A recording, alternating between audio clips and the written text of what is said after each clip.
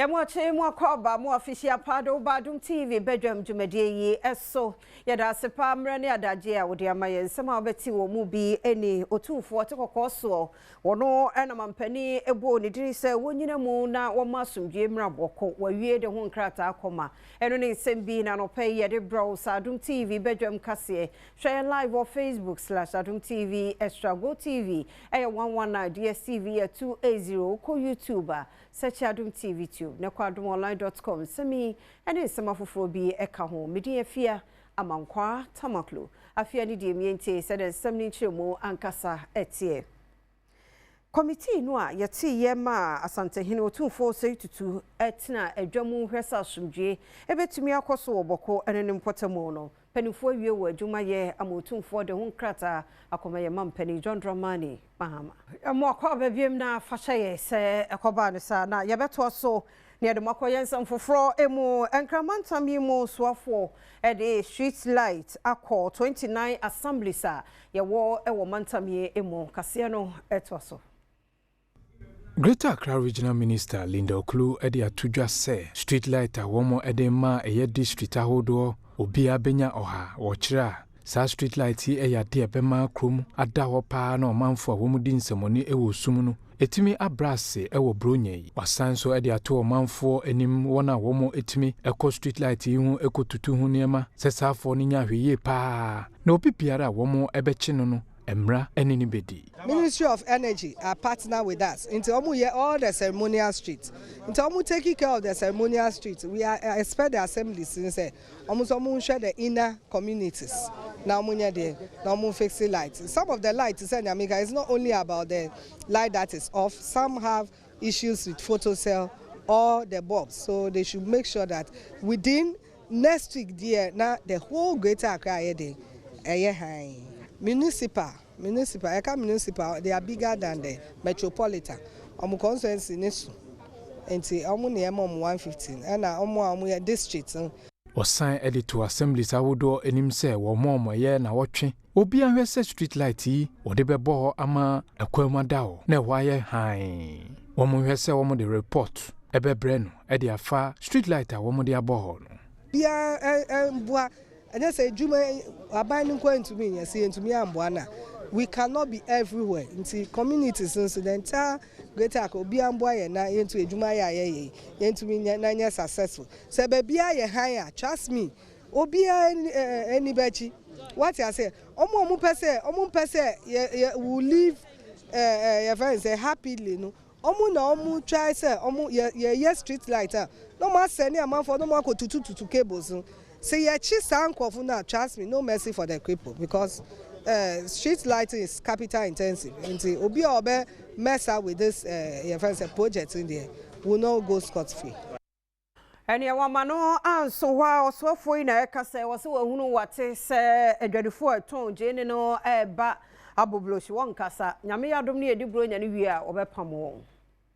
Accra Regional Minister Linda Oklu edi atudwa se aban no ayenhihye de egu akwam a enuanom a womo eti bebi a na womo eton jene ene scrap dealers a aban dada no etu womo no safo no womo de nhihye egu akwam a womo hwe se womo ebeyi womo edi efio wo kire a enye se womo aye hwanhan se safo no enwo ho na mom womo ehwe se bronya etwemu wi a womo betu so na mo na safo yi womo etu womo efio Jenny Yabako Honum, ye be free honor. But because I Christmas, we want to allow them. Well, Christmas obinya nisika audition eba, so we want to allow them. Now obia and around we have a plan for them. We should note say His Excellency the President wants the entire country to be late. Until they should make sure that all the places should be what? Should be late. That's issues bia embro bia wasan dia tudwa se traffic light awodo a asɛ no womo ehwe aye nini na se ne kwan mu ebeda ho na ahyen so etime edi akoniaba kama the traffic light access and ya noti or ya team a call rounds akoshe all the with traffic lights enye juma no enti ya reported to Ministry of Highways omu ye hu ejo ebi mu omu akra deda enti aba ni omo akadi danaba ni currently omo asenu but intentionally ebi mu sheda because recently one of the traffic lights I say here ministry no my we say green light said they install back the traffic light. Within 2 days, a concept boys now say light will call off. Your friend is saying conduct teacher almost shed that some of the traffic. I say ebe create juma mom. Inti we should all be word dogs. Obia and just say juma abandon going to me and saying to me ambuana. We cannot be everywhere. Inti communities so the entire greater obia ambuaya na into juma ya into me na successful. Yenye no so na Adom TV Badwam kase na hana bema kwan na no pay ye de siase da na ye wo de amre ne adaje a wo de ma yenti ye da se papa ye mo official pa ye mo akwaba me ne nua bema besma ka kwasi nsi aboaten ene wa ha kwasi no pay me mo achen have you am joso na bibia boko de Nyakopo na Adom na so e Adom na hu ye mobo Adom na hu ye mobo bibia ye fine bibia ye fine. The radio say na date ni say wada ma say ja. Na yera 18 no. And 8 and 17. And 18 and 17. 17 brother. There be na pacho munya botre na. Okay 17. 17. And to chana me yin be so. Na da wo doubt me ana. On pacho there be me Na doubt. so wo hwa ansa no. E me ka say wo doubt. Akwasi. E kukuru mpo ni. Sister Pedimu.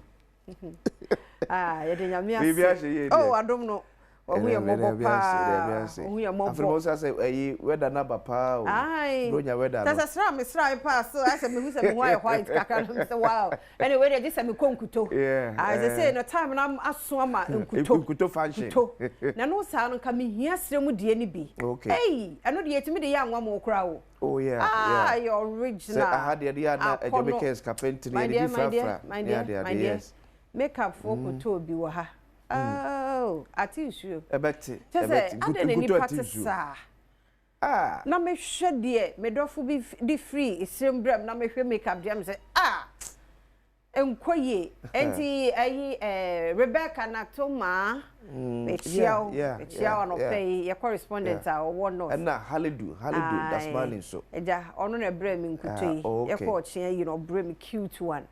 No say I ahopre nem ni ade ba me class rep Emmanuel ono mom na koye wo bre me container fu me sra ya chiche bia ejiasa asa da ma Rebecca so de ne dia ba ti sabre yedru nkutom to obia ntobi fansra yonkoto papa no fabi fefa wa no ho na wa no anye do se mekaro wabu anu aguso esa wotafre wano na we na ha na twa ase na twa mark on se na ye be ye kro nso nti nkura ntitu ye nsra wo nti nkuto no mo bobo wo mo ho ye kan say no ye sre mamu ma ebo ne nkosoro ye kan say wo se mo to ne papa mo abo ne nkosoro sabe ye be san wakofa foforo sa na ye say business ayo esa na ba esa na ba sa na gugo cha fe na be bo ndonko mi ye ha nyina no e say Ghana so ye ni ate donko mi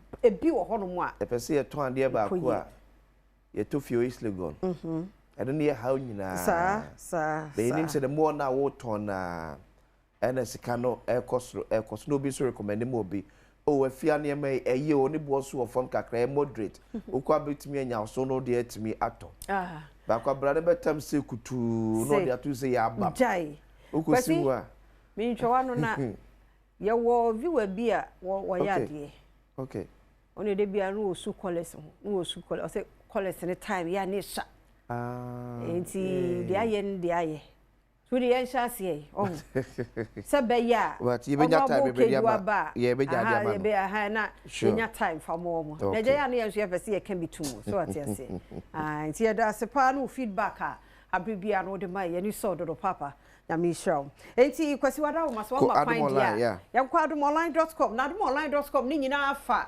otumfo say tutu abebio asante hene otekokoso ya ye yi no se wonhwem asumdue emra boko ene ne mpotamo na nura ye nyina yate wode anu disem no akoma anankrata report no wode akoma ye mampani John Dramani Mahama enti wo hwe ni mu ha de edi kan ya na o kire se asante hene demands enforcement of law recognizing Naba Azoka II as Boku chief.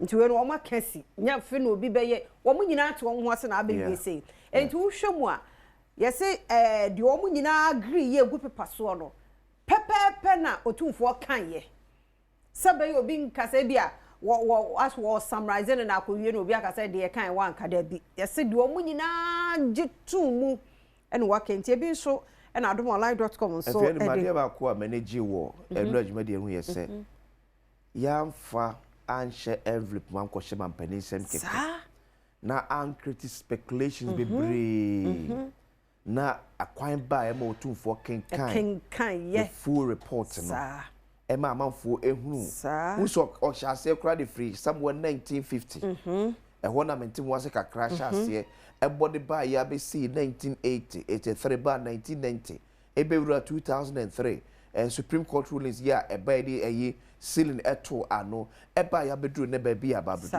e te no bi otie bi atene wan say enye nne e na de we start here e frechire de ba de nyina ade atum aka kire ho say na fiemfa abasbode kese so confirm na yire you see in this circumstance ya na enye eji sa do man for betimi akonsider say ye be jemu say ya boko ya bonya mempaye e bonya mempaye say o madwe boko kro ne ho boko asumdie eni mu ade hye ho ese ampa ba bia bedru de o se jaima ne ko sa jaima asumdie mbra eti enne obiti boko a onim se o wasumdie enne school fo nkwada nko mutimi ko school da bia ne kafi etwom som da bia be minister of interior krata bia ba boko bia ne review of boko kafi kwada ntimi mpie enyo mani enne ye me omre kakra nyina ba wiye ye de nyame mo ya de amana bro so do ye pai bo ne se mo masa asumdie entina na emetu enchirima na nyefe na nya akono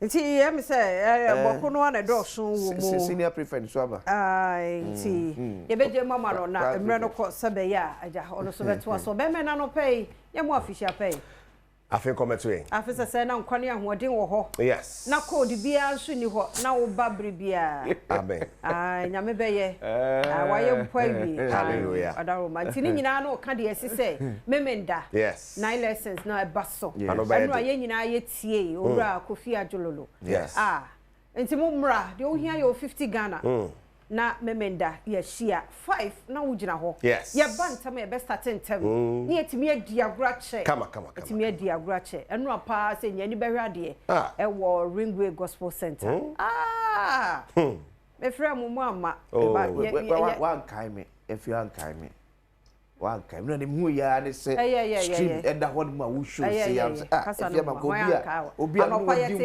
di kama yo anya hwe se mankai wa enne ye 17 nyame ohwe akoma mu nim ti so se mankai wa erade na ta so wo esa ye nwumre mboa se ye nwumre kejua wada ma me enye mu ma o me di na chi a because e tro say no abasi yemko nyabika but so anka se kai de wan kai ne de kai also e de na chi se mankai no se na okay I want to be one and the other na wo one side I don't know no the origin na me de onyi ni e wa bi na ebesi wo ayidie ni mu no lumba die sa we leave it here one side we leave it here oh yo ri enye mwa we well maso live on Adom TV bedwa wo kan sie dey na no pay so ya ba de 7 hour bre wo fie dem no now e be sha center paso Pablo Bernard Paributwe the producer schedule one kasa ne Eric Kasiedu Buari now another FIFA best awards e ba so now once again Ousmane Dembele and Yabona Basso as the best player in the world now no Ballon d'Or GE and they watch the best player according to FIFA, Ousmane Dembele. Yes. And then, of course, Hannah Hampton and Gianluca Donnarumma, and so the FIFA women's and men's goalkeepers of the year. It's the course so FIFA best awards team. And FIFA, Shese Kwambia Soro, Obebwa, na Yekwe Nimo Crown World Cup. We say, we on the World Cup, the so you have to tickets, and so it's $60 a crowd. Ababi Pim. Nam the $2,000. Why? For your Nimo, no, a buffum. Ama obia so etimi akọ heboro ni bi $60 and FIFA dia but FIFA Pro best 11 and so ya on now on our screens you see the best players in the world now.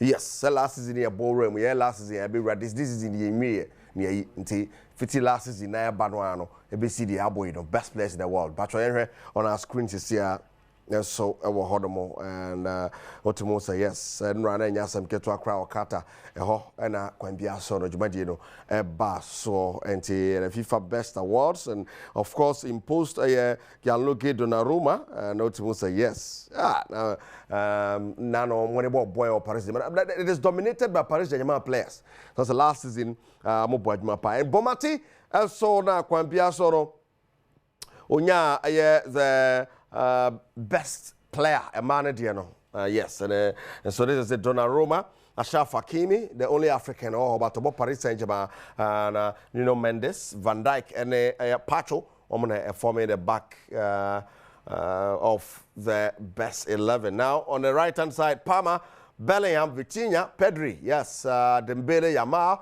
we're the best players in the world. And Ultimo say yes, we more and I had the best 11. Yakane Sawi Osman Dembele ya the best player and me man the man for my catch was Bomati and I also G and Osina kind of Barcelona. Yes, Aitana Bonmati. Now the best men's coach come on Luis Enrique of Paris Saint-Germain, the best FIFA women's coach Sarina Wegman of England, and I think so the FIFA men's goalkeeper Gianluigi Donnarumma of Paris Saint-Germain, the best women's goalkeeper as so Hannah Hampton of Chelsea. Puskás Award, the best men's goal Santiago Montiel, Nigo our share Independence against Independence rival Davia on the 11th of May, and that can be also the best goal of the year. Now I can say the best women's 11 as also about so I share maybe be also to me echo year. The best fan award is Zako SC of Iraq fans or more na can be also nyamo sa about body. The fair play award come Andres Halas knocking you know the team doctor will save you the life of a fan. And also the fair play and want to win it. About so body ahodoa about so and round the FIFA men's award very very colorful ceremony and about so take a chance to say FMM. The English League Cup quarter final was on. Now Chelsea rest with my qualify for another semi-final. And Ultimo say yes 17 times and Chelsea qualify for the semi-final and I'm the 17th one no account. Brilliant game. I'm watching Cardiff, but I'm coming. Cardiff team back. And so Chelsea through to the next stage of the competition. And now, yeah, the semi-final now. And then quarter-final games are out because in the EFL Cup, Manchester City and Brentford, Badwam, Newcastle, and Fulham. And so they are winning the immediate chance. And also some ABC Man City, Brentford, Newcastle versus Fulham. And so FMM El Horomo. Now, ya can say, you know, Enra, the Spanish Copa del Rey, and so about so, and the man, Marcus Rashford keeps scoring, and now Bogo, Edma FC Barcelona, 18 goal contributions for club and country. Yes, that is the man, Marcus Rashford. This is in a Koye demand and idea. So, Basa, we need 2-0 over Guadalajara. Yako Western game, Nesikoe. Order Coso Barcelona so game Nemo. Now there is Atletico Madrid away to Atletico Baleares, and of course the Levante Superbone de Villarreal de Osasuna, Real Madrid against Talavera, and also Basso the Spanish Copa del Rey Deportivo Alaves and Sevilla. We ended the Basso in the Spanish Copa del Rey. On some and of course other results at Barcelona and the good screens of Valencia, Barça, Sociedad, Elche, Deportivo La Coruña, lower division side, Mallorca. So big boys think action apart from Mallorca and Elche and Sociedad born back. We any matches at Barça in the Spanish Copa del Rey. They want some swear but the gold board December in Ghana just got golden. And me pacho Bosumia Yedi Brunei. Na ya see that December o pempetia gold board de be next auto sansa no na ya papa no na we are sure say gold papa gold board for no pay ya hone den some bro at the Samini Experience 2025 at 24th December or La Boma Beach Samini Experience. Wow. But on Yasam Ketwa and we a special edition and we acquire Samini first releasing the 8th studio album. Wow. nti ye be ko nyina will be part of it the no more be perform many at the nyina no we the originator version of the Samina experience nti nyina yen share now ticket near star 800 star 7070 hash star 800 star 7070 hash no auto ticket open chebu bia 0208 675 449 0208 675 449 achesa na no color party pani behwe to sabini ye ne show ya ne de ho agim 24th December la Badwam beach will be on fire yenyina mu na bibia ntimi enko now yemra fie Mary Sam kakra koso fie now the Black Stars of Ghana World Cup qualification yeah asem obi e kan asem ohwe group ya kwakoto mu ase betima qualify fi group no yetimi qualify fi mu no aya asem a yenyina ye di ho abobo ne ade but whether or not yenu no mo ewo mo abrochire a omo ye Ghana for no mra na bi se da bi omo mo gba qualify na nko e bi se no de oni mbolo ma meka ho ye pese kwaje di o ma fa pettiness mfam ne ade a already na Tevanda former sports minister odano atum for be ye propaganda be say team ne ye men for bianca me I will continue to say that if we are going to the World Cup and we want to make an impression, every Ghanaian anywhere should be given opportunity. It's natural course to say but now you talk to him to so many players across the world. For example, Congo dia only qualify ahead of Nigeria and Cameroon. Brought together Wan Bissaka, Makumbu, Azel Tonzebe. Azel Tonzebe were captain England under 20 da. No Manchester United. Wan Bissaka. All this while, your friend English national team da. But Congo say, if I want to be better, no I go for Maba. Say they are playing. The team has become stronger because these players are experienced players. And again, the good thing for us is say we are going to play against England. And nothing for us what he does to some of these England players. So there will not be any fight against them. In fact, it will rather give us psychological advantage over them because players in share players now they have to be careful. The overconfidence and come zoom any abono. Look, can you imagine our four line? Jordan Ayew, Semenyo, Hudson Odoi, Edin Ketia. Now against this. Right, Honorable Neilante Vanderpoy and some and no. Now, you can't Black Stars and Semono, former GFA Vice President, former Chairman of the Black Stars Management Committee, Ura Fred Papo, aka Papse, and so Chena Dream Ghana Group Yakotomunimo. There's nothing like an easy group in a tournament of that nature because teams in almost all of them qualified. They played qualifying series, they eliminated some people, and then they managed to qualify out of their big groups. Nobody is a cheap team over there. The most important thing is to focus a lot on your team, prepare very well, call the right players, make sure you go through some right training regime and preparation programs. And then go and play your game without fear of favor. You don't have to fear anybody. You don't have to disrespect anybody. Just go there focused. And I'm sure and I believe our team can really do good. Former Vice President, Ghana Football Association, Ordinance up to January, Fred Papo. Now, Sunny Abekondition in Somame said, Enra Kopiemo South Africa, and what to Muha, the Black Galaxies of Ghana, and the South Africa team, Kopiemo. AFCON, that's a boy-friendly game. You're binary, you know, Masha Ghana by a goal to nail. And you're on preparations. Yes, almost your last game of Mbunia and Sana, Omako Morocco. Now, question is, I gave this. Well, I know how I go no is here by. Now, Kasi Mengelo Kanse, one on our coach, Panipa, the Galaxies of Ghana. Or say, the Yaso, more than boy, I'm not telling the boy. No. Right, Coach Kasi Mengel, then someone no, Bafana coach, Hugo Bruce. Hugo Bruce, the Diamo Quafcon, no, he goes so say on ya, na call her say, I look outside on your body, there, maybe 2 or 3 goals, 1 goal, ni performance of Hunya, and then Shada in Jeho Papa.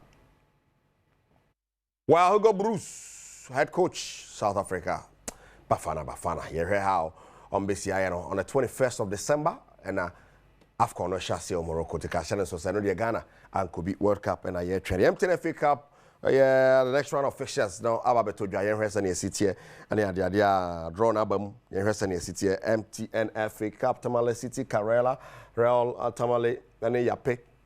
Now the big boys as I think can fight about nations thing. FC Ashanti Gold 04, Brecum Chelsea Young Apostles Diana and Brecum Chelsea Arsenal I should say Nebo. And I mean, dear Manico start the Swedro Blacks next Teshi. Also, Summer Text need debut to Soccer Lions. 11 Wonders ne Police National and Dreams ne Asanska, Heart of Lions ne God, Positive ne Trump the Visa, Wafa any True Life we together with other fixtures about so in MTN FA Cup next round we and some. Okay, so one more qualify fan say bit me afa na say it me fa American Crabia and a betche. Shane Somame Bokudi and I would edge with ticket for the Samini experience. Star 800 star 7070 hash. Star 800 star 7070 hash. Now I your ticket at Chesa 24th December. You call La Boma Beach.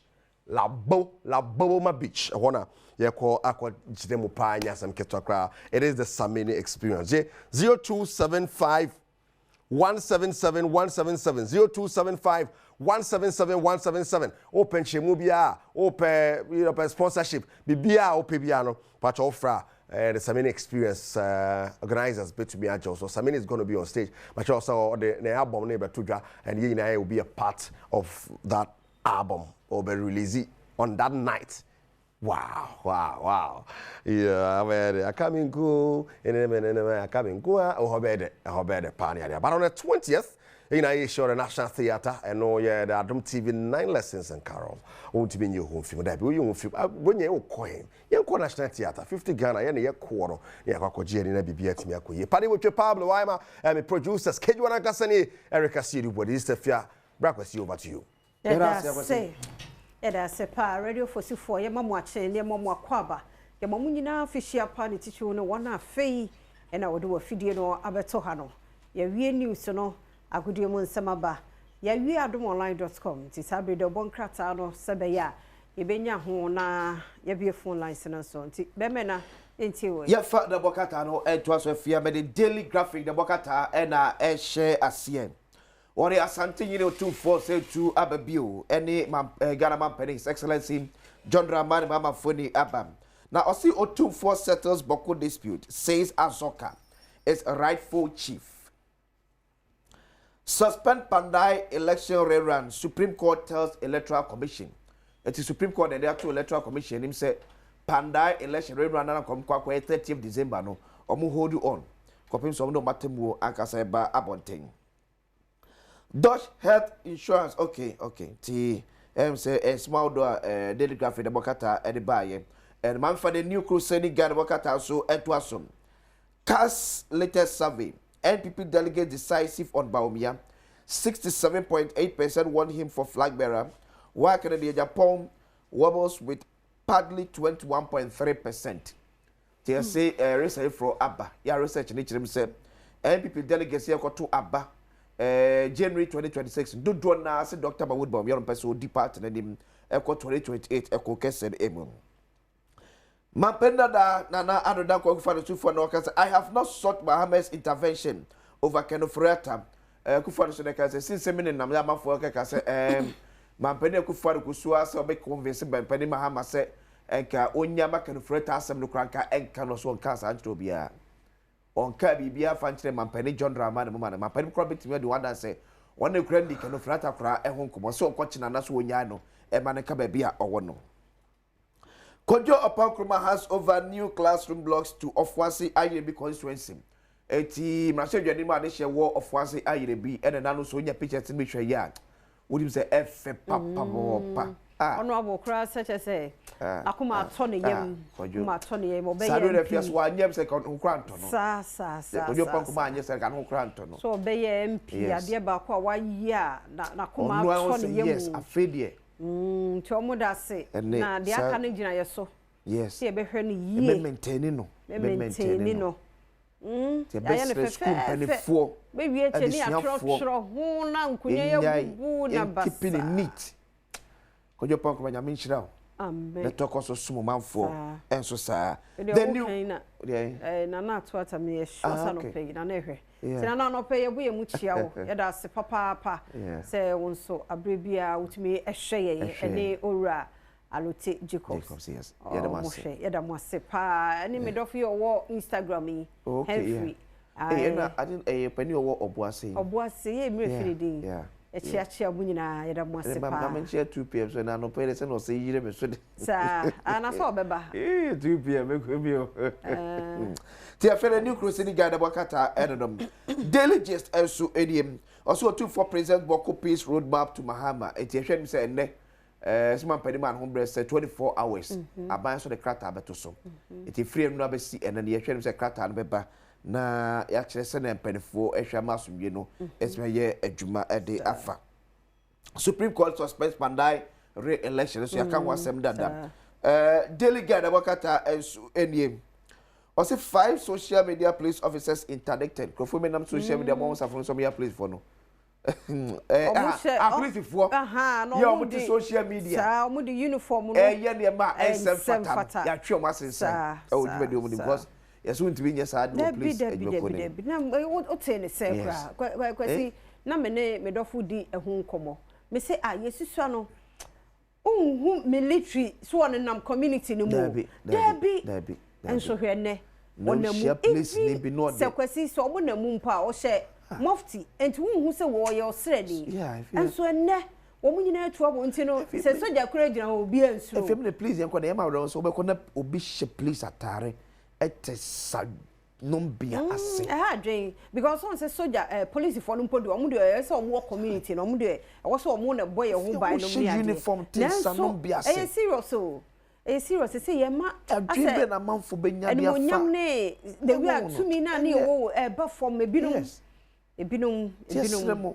obi anka se ba bia odunyo bi beka to se mennom nsa sa enyo beka to se ojo to mennom enyo beka to se menko ashawolai but uniform na show no enu ti na Ghana for the obuoni die emma because all represent Ghana this you know place for no awa buru na se bi etuo show ho a bi betwe yo ka asma ana se nipa kura wa adwem bone kire se wo betimi ada wo kura de wakọ no waje afiri won nsam ti esre moment mo nyam emra dwuma no ho enya careful pa ebi mu ko ba bi institution na ti say no a on person mo flex person obi ehun say we security we say but you careful with security ye kura no nke bi kwa obi akura hu how obuo de afia enya uniform enya office how you carry yourself and my man for abuo fear na so for like ye phone line se nto mo mra dada na ye mie ye mo number no so ye hwe me besie enne ba ye bie phone line se no so munim dada je say bi obi a on fred a hu o the number betu screen ye dey na keka 2 p.m. ayi ye friend say akisime ene ebewra de ene ayi oboase ayi coffee chrome bolas yes SK bolas tia akisimi na abaso be me na no pe ye mo official pa e mo ache ya sister Fia afi comment your do edije nya hoden so wala amen sister Fia aya na mo me pekasa de mo ma ya mu dina no paper ti men kasa na men ka dey no na very process kotokoni se oyira na okopie na kaba kwa so dem a onko ba bia na mu kokko ni fite ya bidi we de te de mate ya kokko ni fite ya kemenya kemeka se mu ya kwasi chumbere ma onfa mo fo etran konko ya udo no mamo na so ebia na mo yire ni mu kuru mpene na we ni se e na koye kaba ya edes ni akoburo nya edie ene ma men kan te se shebe ko ba ahema na be no batampa se me da na senya kopon sran papa se afi bia wo ye ma me na me ni se afi we nso obeya ma na tensa na na tufu wi a otama mitikatu mbotom eno na no wafa gacho obekwai ote akutu obie ni ho sende kakra ese obotom nse na na beye akisimi ni ma ja medase ya da se ofofro nso oba merofo no pay ya tunya botre ano pay merofo ye mo official pa e mo ache ya emia o minia udino wadawma boni echembiem me facho Angelina Dugan me fresh Angelina yo me do for we dey afisha pakese ye nte wo nka eda enti eda se pass de and wetimi awram enti o papa and then first time I met me a friend na mo aye fe na de nra mo kwa mo plan ni se mo nyina mo ba se red ma ma ya na afia ma kwa na ekope me o ma me hu nto me kope me sa Nkasa. Anyi ba kedio. If I tell you, oh, now me friend, what I just say, my wife, and the first time I'm a friend, me start now. You're not finished up. I'm more bad, man. Amen. Amen. Yeah, that's it. Jaman Swaba. But if I don't pay him more fish, pa, and watching. It was a step here. That's what I'm into. Pato Jamal and the Modu Massa. Okay. I'm in charge of the regional chairman and Naposi. I'm in charge of the ANC Honorable Joseph Manqua. Now, no points so now, and righty day we are Supreme Court of the Casa, and to make sure for the Noranina, Bettina can be a Bemus MP before they press release and a press conference be Baba Down and Penny Mahama to say or buy or member a year because another time, let's say, you. So opposition party at Tambako court nobody PMD. No win your be. Then I come here to balance and come over Dom and Pina to so about the setting gun and all man running the age my pepper and so me and you Moncanti and Kerchi or Moyana or Monfamra. That's it. And before 2 p.m. I lieutenant send a message. Or see a shade up I say, Uncle, what was me grabbing you? Lieutenant. Yellow thing, fear man crab, I'm going to me. Oh, dear, me shot. I look at him, say, fear about the shed be a nice, and it's a dear pan of fear by, yeah. What's your man day? Moon Tranamo, near chairman, Saturday, Trolly. Bemena, 2 p.m. Official Pam watching what covered or Badwam TV, Badwam so. Nampacho Beman Nabini. Bemena 2 p.m. 2 p.m. Ah, mimi aba afia amankwa tamako agya bintu kandeba akope. One akwasisia da araka aremu okunkom na de igwe chief kankambo du betma akwasisia. Hey. Ana His Excellency Goodluck Obama, John Dramani, Trump, Kwame Abebiyo Mahama, me mamunyina mafinshi apa. You have come na ebinka chief of staff, na binka me papa Honorable King Zuba, ayemayo. Afia ene won obi eka modress ene won mama bronya ne kra ayefe asa ayede because mama yehu say ye di bronya nyame won hira mo na ai mi abai ene 2 p.m. asem na bo otumfo abaso bokun se mi bai na 2 p.m. na meka say nana enya de nanu tuma by mestre o chedi ampo nyankopon tuturubo so kwa me ba say ya dem say nana de nanu atumi enya asumdie maye ni etimi fa ni Christmas asumdie e Yesu die mu amen that's 2 p.m. that's it oho fronso oso mirafo anopay SK Bolas obosi kofi nyamene awabie nyina mu eduadu oboase Coffee crew. Yeah, dia one you come the crew na nansi abema mu di jae pa o. Ada no pe mo ho aye bro so na. Na ma mi abema go be me to asemi o. Oba TV ni so a o kasa o je de mi wa no efi chi ye tene tre mu ti pa me sei. Microphone is powerful. Adom TV. I'm trying to get me anti oboase East. Eugene Kofi Amankwa Amasamwa for Minchiano. Naminchia Sasko 1 our Obuasi Asonkole Enche Yakomona is on Kumubia Senkoja Sasko Edia and Koso and Wano. Mamma Jagagram can say put the points in our okay. I am both. The positive got up at the Shema and so on Musa. And after that generation on say I am a farmer. The Buo respect and Mawamo. Na said the Munum Amwamo. No man so me about apata shema ni base da dia sanfata da dia de show bi na ebuo no enko so bi mo yes o ya ba mpani fo yan ka san san mo nom yan ka sa jo mo mo ntwe ne mo ba twi a ya ka de buo na fa efiata de shenda o twi a ye na ya bo pepepe na ne ka pa dia respect no enko so na to so tuna ya SK Glass na management obuase oni ga menya djuma. That's it. Of France today. But if one pay more official pa and watching and more quaba. You so in your That's it. Bemen Udino. Idrisu to Parliament. Okay. Ain't you, Papa? I don't know what the bomb was for Papa. That's it. Pay them more to pound near them. That's it. I really can't tell what's in California. MP or Honorable Azuma. I MMBC of First Love and Honorable Bikimo.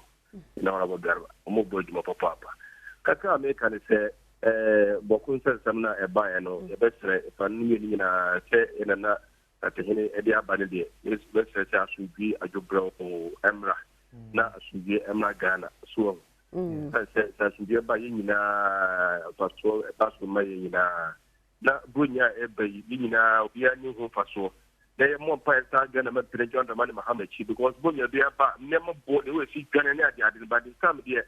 The mother born jet, the Gina side, because I said from about the by a city, the walkers, Ghana, there, forward ever, backward never. Yeah, that's it. Ghana Muhammad, your mother was by Nema Gina, Ghana boy, I'm a dear Cockamadia. That's it. Obecha Abba, Humanaso, a champ of heavy, and I'll pay him watching and more fishiapa. Maybe so about fear, I think Japan so. Officer said, in yes, no Konya Wodin. Women are confused, I'm in a moho. Yes, I would say, Mrs. Tapa, to them and you. Let us say, because I think so. Okay. Now, I will consume. Okay. Now, more comfort was to me. Oh, my Gumano, a dashing copa and Timmy a peaceful. Na suja fote ummo mojumano ehon temaye ehon temaye ne omuni na omuni omani kan dikwa omukwa yen e bibie ni ummo mojumano hon temaye we ni magisi dia so me de tumani that's obecha nyamisho mzi ebemajo aye last caller John pay mo official pa emma wo ache you are started at all. Yes, you do. I feel you are deep. Papa. Na number size. Amen. Ah. Last one. Yemfa two being come. Ah, until so bet me afraba. As I near Yahoo, pa. Yadamwa say, pa. Until you can say, ya can't post 4 days so.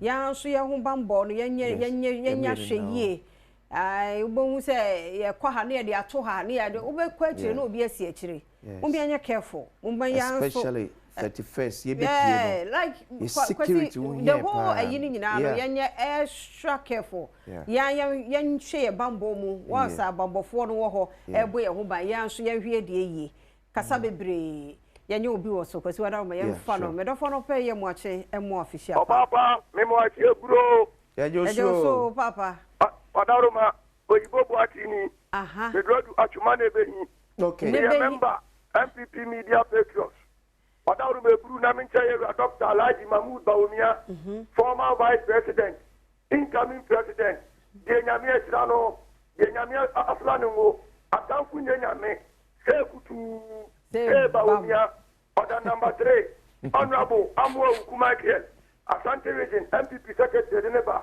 Yeva Kojobamba, National Affairs Vice Chairman Neba, and our Justin Kodia.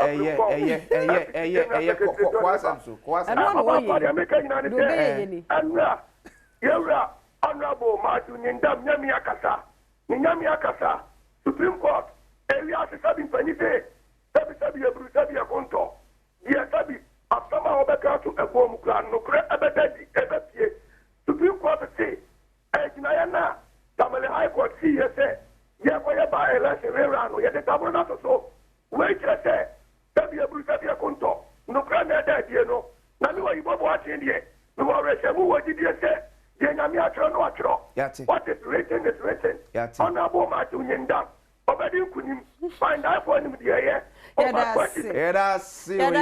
course, na you don't follow my feedback. Be my watcher say, or Dias said, Yama callers in enough time. I'm on my friend, and yeah, po, Yankee, yes, Ledger, Yadam say, Yad'll be a say, you best be next time, best be in some. Yadam was saying, your business, I'm more health and so tea. What you say? Wiki munina also near can one semi effect also and untuba show who ye pana Christmas in the New Year no ni fear kadi enemy unkonya bia who's as on and what day 5 minutes yen team rasisia yakwaba yamwa kwaba bi me Adom TV Badwam health tips and I will share media fear amankwa tamaklo fasedama endpoint homeopathic clinic o yaron kwa dia frene Dogo bejo so no pay wi adwuma je sa na dwode suo mu de eno ko me se ko no be fro back na wotwi mu ma no ho kwan a woni ye efa entity mu ulcer effect wo so temesro entwen nye bi kuransa o bo ho bai ede ye be signs and symptoms no dog ye na se aseda nyame de ye be signs and symptoms yo medase ye na wotwi nyina yakwa ya be efe no se ulcer na ya kire mu se ye ka se ulcer no a kuro a ba nipa de se ni eyem eno na ye be kan se nipa de se ni wanya ya de bi efe no se ulcer na ulcer no ye se sai kuro no obu wa timba ni yem obu wa timba ni nsono ni nyina no eye ulcer no bia ena ya kire mu soso eno a ye kire mu se ulcer no soso no ya na ya bi na de ba obu ha na ye moa bi efe no se Helicobacter pylori ana abako hospital doctor say when you be say H pylori was a positive some more want to me the yam kruba ye wo mu obi also na produce a lot of acid e wo yam sa we obi produce a lot of acid e wo yam so a eno so etimi kofa ade efe say osaba e na we obi so na we use nro bi efe say anti inflammatory medications ya eno so mpem bebiri no ano eno so etimi ma osa so e ka no kese pa na enne no de enkoba ye pese ye die ade a ebeda adi am wahu se wo osa de bi empem bebiri no ano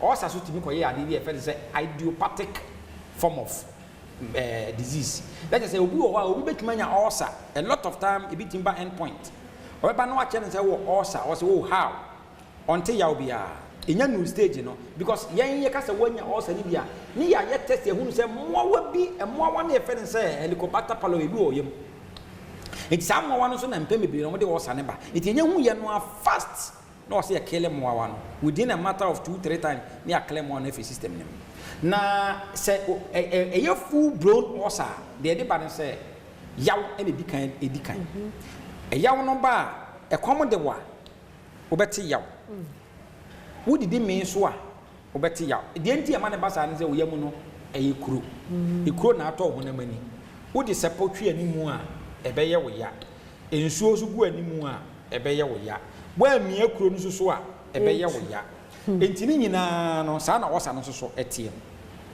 ebe mebre na ne yawo no kra so ya na obi o sabia no ebe hu se anadwokra na asem ni nyina na maka ni myenchi ede aye nwuma ma midima for heba hospital nintino eho ye nkoho ensamfa yare no mabiem Dr. Time Daso ene de Time Daso Junior ena ba awoni ye eba bidi nkomo Ghana for ye mamu nyina afihia pa afisese na wakuma mu mpaye no okasie aye ama broso na ye onwanwa ne yetenkwam ne nyina ye hu adanse no radi hira mu nyina baako muni aye adwuma che amihira mu pa bebre ne entemo nka yeti bi mu nka ebi mu send message no ni ade ya appreciate mo pa berafo no peme mu ache mejo so amemu afishia kwanso afi enkomisan ye ho entimi san ye ho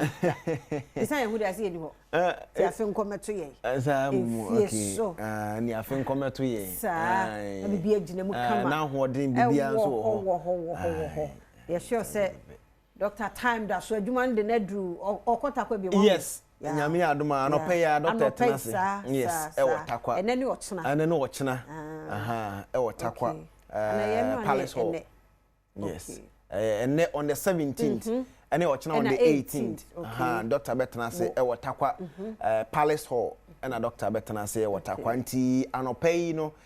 Mino Casaya, non Swamba home meeting, you know, so idea. Dr. Atanase, maybe I said, and so Watakwa. You won't come work a crana for Twasso. Meda say, Mafia said the old deacon, you know, Dr. Time Daso. Openi kwankyerɛ for da medima for ba hospital na onyame da ne ho adi de kyerɛ no no kyerɛ ne sɛ ɔmfa haban enubena ahodoɔ ne nuhini ɛmfa nsa yaroye no ɛno no watena ne nkwabaa mu ɛma efiri kumase aba nkran ɛbɛn nkran no ɛna wɔn hu ne sɛ da bi nipa dodoɔ na wɔ hɔ a ne hyɛ ntiade a ɔde be free kura na ase hɔ bɛba nkran na kumase no ɛno kura yɛ ade mu ebi obetumi asɛ bɛ 300 cedis 200 Ghana cedis ɛno nti ɛna na dan doctor says sa na tie dia ene na takwa mo western region nyina no o hia mo watakwa se da be ya transportation lorry fare wo de be free ho e de be ba Kumase ana be free ho e de be ba Nkran no sa transportation no obehwe na watumi aboa na enhye tumi akoso se da be ya sa transporter wo so de ba no ene na sese no fasika kakra bi fa ka ho na fa begya yaresa e wo medimafo e ba hospital enti etieti akra enu nti mentua lorry fare emfa mfiri on Kumase e obra doctor ato a wona e ho na de ba ko se ene day on the 17th doctor atena se e Palace Hall na fe krampon so no obesan to so e wo abo so town hall no so no ni nyina ebetimi akoso ma bibia timi aboa na ekoba na sade a e wo se nipa da sani a wo ba medimafo e ba hospital onya rehye mu se ampa ekwan bia so no onyame e wo tumi sen haban no binani nkohina wode amma Dr. Time da so no ye de bi ma wona afi de asa oyare e wo medimafo e ba hospital nti anopai obi a waba ho bia nkan hu se de bia nka akọ ayarasa bia obi ho a nkwa akoya lab no akotwa scan yes ko okina na waba mpa cho nyame ya adom na doctor etena so na e wo takwa Palace Hall no de etena se e pekin kran bibia e pekin kran ho sa oba na ya kan chiro se kotwa scan na pacho e pekin kran e gina hoje oje ya na ya mu oduru afi se lab na o so ye ne e wo takwa Palace Hall mpa cho de etena se okwaya lab na pekin kran u gina ho no agye ne amu oduru sika akra bi na doctor sefa bra na beje wa yaresa sa no pain na ohwe na ban potep ho ba bia ye ma makuafo ye nuanom mo amodo tomatoes ni nuoma hodo no ebere na e wo so ba medimafo ba hospital ni esanse ya na e ka se enatwa mu adaben e na obetumi asanso ehia Dr. Time da so e wotakwa biem eno nti o so ofo sa akwanya we so obi a wo ma medimafo ba hospital anopai wo ba e 70 Ghana cedis ene de ye o card ne de amawo na medimafo ba hospital nyi consultation fee say we abeko hospital ni aka say consultation say na abehu doctor na 400 Ghana cedis ana 495 ana 500 but medimafo ba hospital ntisa na yete say sasika anke de bejo consultation fee no enka fa sasika krona no fa kakra bi ka ho na afa yemfa nsa oyare enu ntinom say scan say lab na wutwa scan na abetua aka na ya card the amount uwie na ni doctor di nkomo a doctor na be kire say kotwa scan na koye lab uwie ya na ka kire say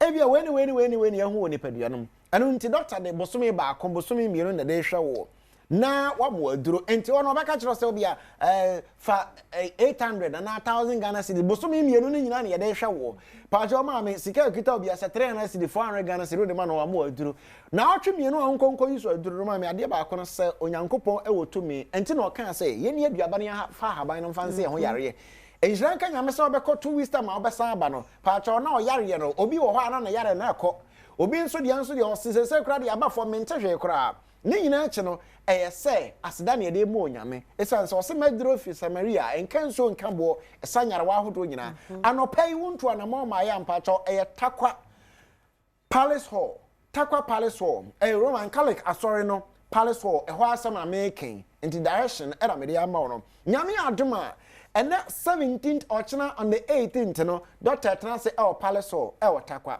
On the 19th, no, there's a aboso, Takwa aboso, on the 19th, Friday.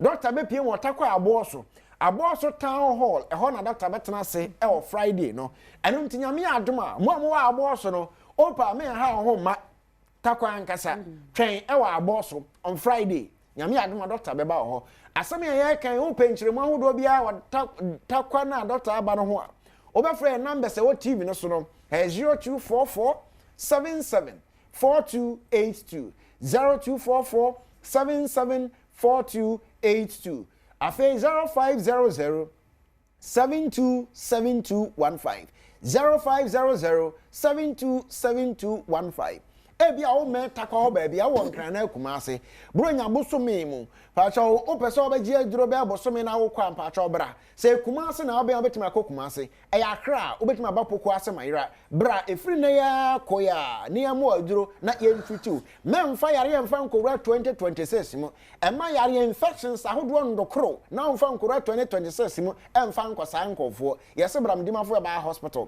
ne ntu ase emfa mawo nyame adoma hye no so ma me say Friday on the 19th December no 19th no de tie no say doctor betena se poko asemayira premium service we premium service chenchere mpacho ba so de tie say wan hwe yi a na premium service we on the 19th no ye ba na ebi ama akra biem until next year and to take his opportunity we na on the 19th no mpacho bra be share doctor time da so ewo bra appointment basis mpacho obehu doctor no we minister we MP we busy wontumi ntena fa akọ enu ntino person be share doctor obi o se person ba after 4 obi se person ba after 5 after 6 mpacho akwanya no wo ho eduru brese ya mpacho bibia doctor wo bia obankran ebebeye premium service appointment service resanse osusu sa da no muhia pa amase madaje ntina mo be share doctor time da so wo a wo person be share doctor on appointment on the 19th no mpacho fa numbers ina free number ba akope baranye de o team no so de me be boy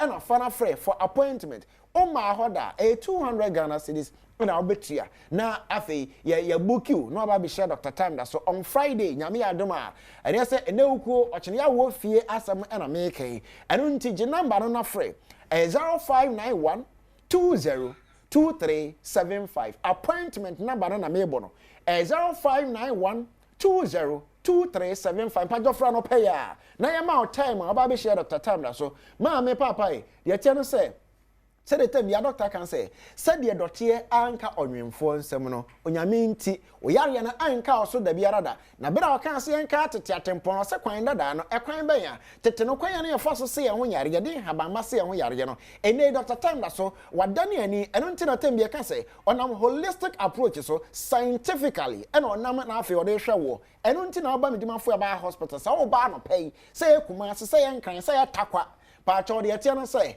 doctor mfiti prakope ma waduro nye so obeka say osisi otina power ne ya ma waduro ade ba akon say doctor time da so be hwehwe nipadua no wo hu ohaw no ba bi afiri ba ye de nti na nam so ma sabre osisi achia sabre mpo so anya sciatica sabre o kidney ensaye sabre o ba ma ntumi nsore ne ntumi nya adwuma oba wo so ni atenka nam de enso na akwakofa sa ha no de aba oba o menso se ntumi ma afa bi o ba nketenkete ade nti na nam so ma ba ye yesa nhwemo no wie a ansa ne amoduro de atia no say anya machine de ugina so ena anya say bia machine mana massage no eno na esa yare ba yare sa wo twani ampo nyankopon nsem eno no apone bi de ama doctor tanda so say awie biremo onfa enhaban enubera ni nuhine emfa nsa obi biara oba medimafo aba hospital no yare anope so otemenka sia doctor tanda so e watakwa Palace Hall takwa Palace Hall Roman Catholic asori wa Palace Hall ho na doctor tena se ene ne wo chena nti se ne na wo hwe me ene bi ene pe na wo te na ayi later man pa chena no patututu no aba ho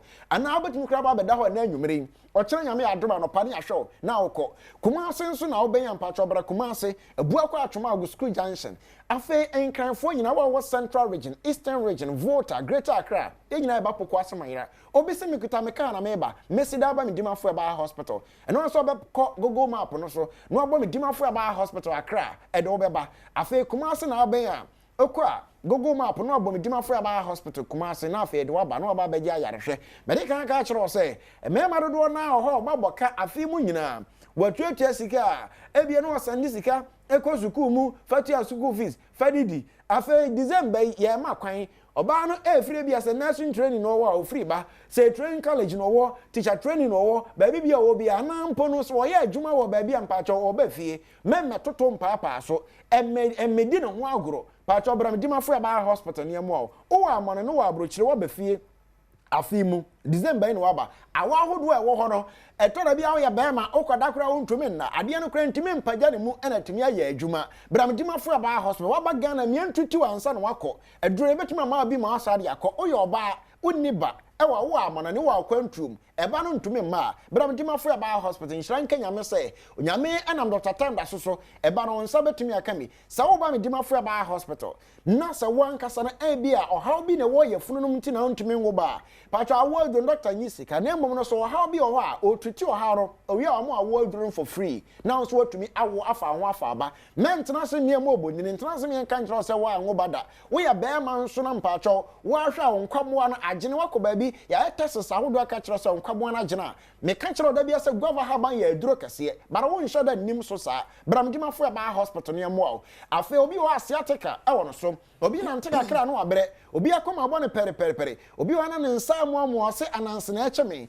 obi da sori no pa so de ne nan besi fom kra aya asem oba medimafo ya ba hospital aye hwa boa yeso wanya fatty liver na ana wanya cancer bi woni paduanom tembia me ka kiro se menyere ya aduro kase sanso aya ade a ya ensasa wodi hu agro ba oba medimafo ya ba hospital nyankopon to minti ona mahaban ni no bina hodo so yesa yare atuase de afiri so wanya diabetes eno nti so wo ya diabetic nti wadwina wo ye wo tembia medimafo ya ba hospital ye ba afiri so a ye mebobo scientific name edian kase anhwe ye a woto okora na di no kura kun obo so ba dwene ho sa na de afam to na nanom wonse de ba de say to na mo na bra medimafo ya ba hospital onyame wo tumi say ayaresa tumi ode ama Dr. Tam so wo ebi ba so be ma na okọ nsuo na no 38 good times afibia na okọ baako bara okọ sisa na hoto no bara ba medimafo ya ba hospital unya maaye wo so yare ya no eni anu aduro mpacho ewanu aduro obi a wontumi ma medimafo ya ba hospital no eye obi a watwo na nanom wonse do nipa na wu amfane ma medimafo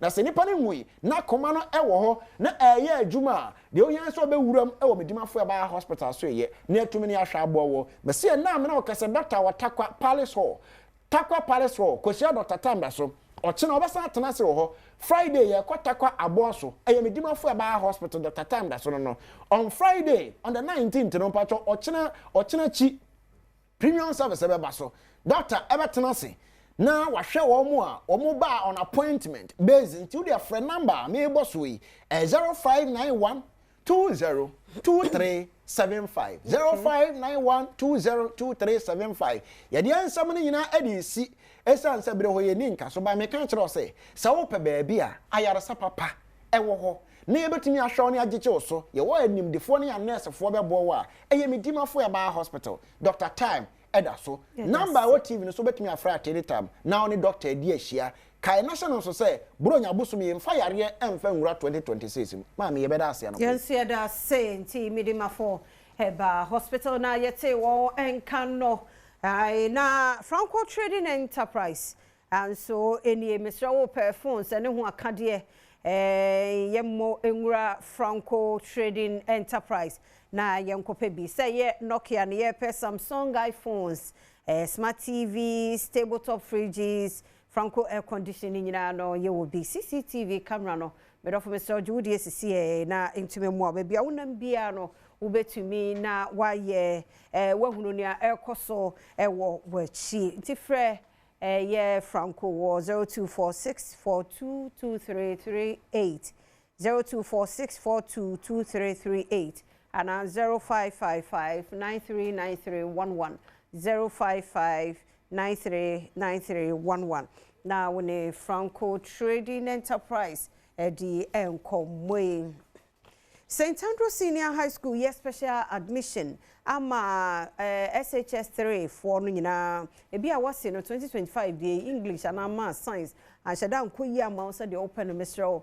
awofo ne abatanfo woni enchire St. Andrew Senior High School yes special admission e di ama wo mo sabeya obetumi atwa no once and for all na atumi aboa St. Andrew Senior High School ebi wa simfosu mankesim niwe dubia se dunkwa wono fe shama seshi asanye so ebi ewo ho ye St. Andrew Senior High School nkasa wa 0244 696911 0244 696911 and 020789 1009 020789 1009 December campaign ekoso hwamwa gold ball jewelry and almost December one person bia we here asumade di gold na ye ring ene niema hudo nyina ye di gold aye ne December campaign we fan hushem because discount ewo ho woto ye chewade ye set it so e dia ma hye no so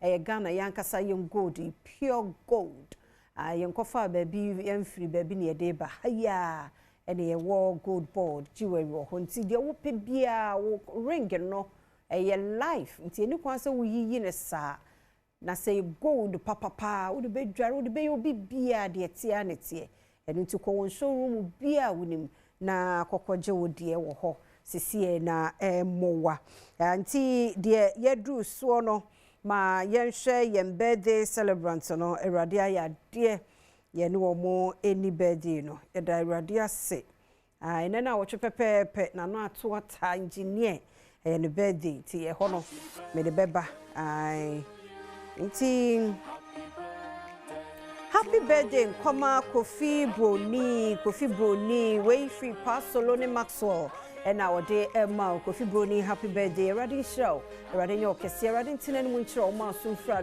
dumu enko adumu du kwana me e wasasi so happy birthday nkoma Dorothy way free o papa Patrick Lumumba our aguna swedro and I will show Dorothy a happy birthday. A ready show on your kese, a ready masu fra dumu and call a dumu. Happy birthday, Nkoma Francis Atia, ready to the moon show, a ready your kese, or Mawunu Kwana Main. On her so down who Emma Semini, Bememua who drew 4 power, my May Belinda Alhassan, and oh papa, Nunia Munina, and I will show Francis Atia, a happy birthday. Happy blessed birthday, Nkoma Asantewa, CEO, our da Offi GH. Asantewa, a radisha pa, Oba Santewa, a radino kese, Nasidi, Enkoso, Enwoho. He can be a Mauli Pedriamo, the radido Bakodo, Babia, happy birthday. Happy birthday, Nkoma, very Reverend Father Kofi Obin Ofosu. Very Reverend Father Kofi Obin Ofosu, Diocesan Administrative and Synod Secretary, Anglican Diocesan Koforidua, of Penny Unkwaso, Yere Papa be Mercy, and Mano Beatrice, Rosemary, Sylvia, Ishmael, Belinda, and Omuna was show Papa happy birthday. Radino Kessie, Dunkwana Mene, who more funny in a year, dear, and Wonkoso. Radisha Pa, who is over kissing. Happy birthday, Nkoma, the most amazing person I know, Fidelia Owokaswa. Some kind. Amazing appear when the name sound department, and I always say Fidelia Owokaswa. Happy birthday. As a Kwabipia, the Kaswan Wato. It's Fidelia Onkaso, Radinson and Mucho, no kissing. This is over kese pa. Happy birthday, Nkoma Reverend Benjamin Echampon. Reverend Benjamin Echampon. Eradi share no koso anye kese. Eradi bambo no koso anye kese. Enfamau. I say Reverend Benjamin Echampon de ne picture no ama. Ana afedi aba. Ene papa onkaso. Onkaso eradi share no kese. This is over kese pa. Ti yembede celebrant no omunyina ni yeda se omre eno adaji a wode ma yei yeda mwasi o ehun de enyemo that boat me sure se nyame adom ho ye Dr. Kofi Ejenim Boatsen 70 solid years erade nya okese pa ene na awotwemi gira mu den mana na ato ata engineer nso di na woda 24th born no onkwaso ate Radintin anymore and show pa and once we mani ye fe tuna night we mani ye fe broso one ba ye nyina yedamwase women ministry executive so omo damwase some ba mani ye fe ya so penny Reverend Benjamin tete ono yire papa bi oba Grace nyame onhiramo pa oba ye bia no yedamwase ye bompa ye se afedanso nkwa hoden wo ho na yasa yede kama emoji yami show my sister Penny Dinah Entry Hamilton onyame on shrow papa eno amoma ne ye fedodo moma ne ye fe ewie na package goyi edi kofi oba Penny onkwaso ye bi som dodo medi afia amankwa tamaklo mambo atima ye krado awon se papa bi no de to aso edi amaye mambo atima ni secret maybe amamwate isi ahofo na no odin tumsa sumdwe ofie Mr. Isaac Hassan nyamisha party nhunu oba hwea problem ni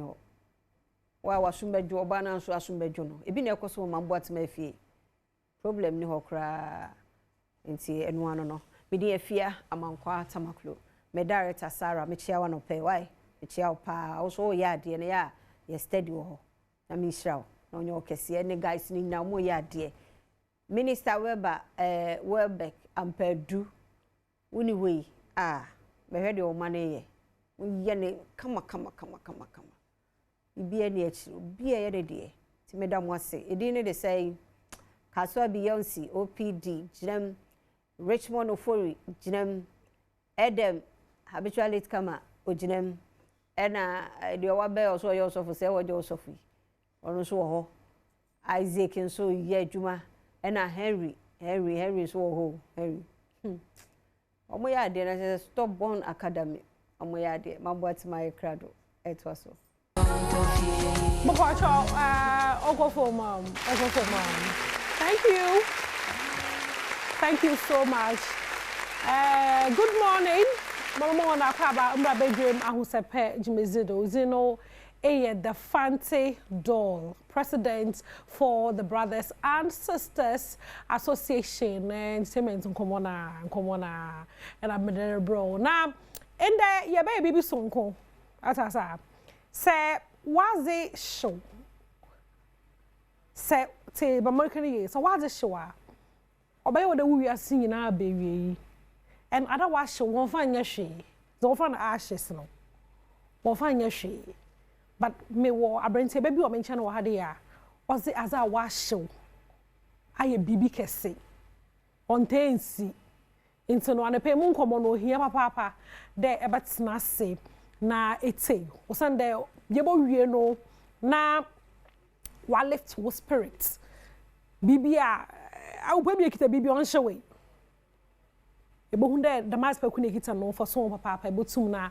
ezi aye bibi ane pe mesa aka Berima Kenneth Kobna Mesa popularly no ekwotan obi afre no Black ID na oya fashion designer opama de papa oya ade boy na ade papa na tidama meke no why bibi won so bi a onam do ntino ane pay wa baka nsa wa hade a yin ba mo bonkomo tino ma minhia no good morning bibi aboko na me na adom bibi aboko okay intino congrats na we redeems on the runway yes Charlie ya oboda mo nkomo no but before that no ma yen kasa fashion business no orkoden okoyi pa sisi ya hunde enyiboya aba nti sisi ya yerita asen kakra first do bisi bro nyanso na won pamata sisi ya de yapomaze de bia okay yes into business no rokoyi papa yes okay na sisi Ghana for yerite fashion first no nche ona anyi de bia inya calendar bia e ba bosho dan de choose style yes yeah, the why and the man the CCR no more of the designs one what design won't be anazi how the CCR na wo de yate eyi na se yate fashion na se nti CCR na yesua nti na ye edwuma na adu baby na ye hu de ye training crofo na won so wo hu mesi mo ye edwuma na nti how the edwuma na de to me efa inspiration fi baby as bi ka ho eyi bi film na as create water nti bibi dem na yare nti sisi ya de nyubo na imo okay yes nti no ba ye hwe abi make your fashion kra nti no minim dey ebetum afa inspiration o BBM yes but there are that wash show and this is not something that make obi na as a wash show warankasa wo shop a epamaze wo ho no yes and no show yes masa na feeling it then feeling is a mental 7 I was worried kakra but I don't know nyankopon na rokuta anything I was okay worried kakra yes nkofo won nyama wo ha wo erepam na ade wo machines na ade lucky you down there sisi ya mbenyimfo ntare no more nti we were able to clear a lot nti wama nkofo won zama na endorse too much but then fabrics are near stock for you ready to wear and na new machines na ade industrial machines brand new 20 Nina down. Is America that me none of the massive see or see 3rd of August. Or yeah, this year, 3rd of August. Yes, the following day. What's happening with him? More than someone. And a shop in this show, Charlie. Yeah, the pictures now, I don't know what to do now. Most of the situation, no, or to know your home papa, boy, yeah, and a shop, no, or show them, no, Charlie. What? Visuals, maybe. Now, ma, Munkade, pa, because for somebody, this is the end. Change. Obobo brana nye. Yes. Into nkodo na hom ketene fie. What kept you going? And America there was life is a teacher. And to say life is a teacher, there was even the examination is ahead. The examination not by in various forms. Into I'm feeling there me examination into in social my passing. Until they should watch out. Okay. Yeah, and Zama big. Yes. Okay. Okay. Into now I try there Osho, you know, and the obesity me the bottom na is a baby. Yes. How does that even happen? More try to understand the thought process because what I show the yeah, what you have. I mean, I can't come call share one more donate to come on but if I am co-creative process at that time, was it the point obesity the no as you wash we able to na make something with it. Okay, now you're working on a project with the students before Hoshaway. So okay. You're back and now you're using Komo. And now it came to mind that you know that if we can take inspiration from anything, we should take advantage of this situation. Okay. And make the master either no be to zero, either I was a Mister, we'll work on it. Until yeah, starting now, Mister, yeah, baby, no be until you're sure they be, and I'm so very possible. Near started from there until you take pictures of the place. Now, me making sure that you will look for the interesting ones. Until I was working with the students. Now, they started. We are in sketches and as a sketches and as in until every and I realized that our situation are very difficult. Until why there was work on a tight corner. Until actually in designer, them were either in Kenten or in the hair. Or your BB or window frame nano. Into window framing, yes, something around the neck to serve as bondage. Okay. I do busy wash a tight corner, and that's the idea. Now my chest area, and so your polytank can wash away. And the way it's looking, it can do something. Yeah. Into and I'm say okay. Although we are in a tight corner, but we are doing something good. If that's the case, accessories, you best share models in our crown. And see, the crown represents your mindset, being rich and being on top. It's about the gold in as one to signify that you can be in bondage, but you can still come out good. And see, that is the whole. Into here, photo shoots now, so you realize that. And represent the horror show now, Charlie, a guy, papa, because obi a wafa what the moon on yadam. On shall fit to preparing them. And you know, we hope Rabbi on Cran share exam, will be a rush and pay. On for whose situation most multiple to not 10 or no I gold. Into Yama, in Yama, not wash show or place on Nibi. And as the accessories, exhibition turn and as a and minim there, now redeems on the runway. I carry them on the runway, will be rentase, one of the biggest fashion shows we're gonna have a. Na nipa hin na shawon ataro rhythms. Okay, into Maria in the time I realized that about them as na rhythms for why your own designer selection. Into being a creative person. Okay, say me to be on the runway, then let me create a piece. Now I am co-eventing. Okay. To get their attention. Okay. Into that is what we did. Into you drew one. Attention was more. Spirit, power. Creative person in every environment you should be able to move. Yes, into them so we got the attention of celebrities and as will be around, and that the story is catchy. Until when they get to know the story behind its crown, then they fall in love. I fall in love more. It's no yeah, lots of attention already. Yes. And what you trap when you celebrities maybe trap picture, but over pictures no to do infamamo. When you celebrities no baby. But yeah, can't read them. There were lots of pictures. Na nyamo creative dresses. Be on cry why they jana.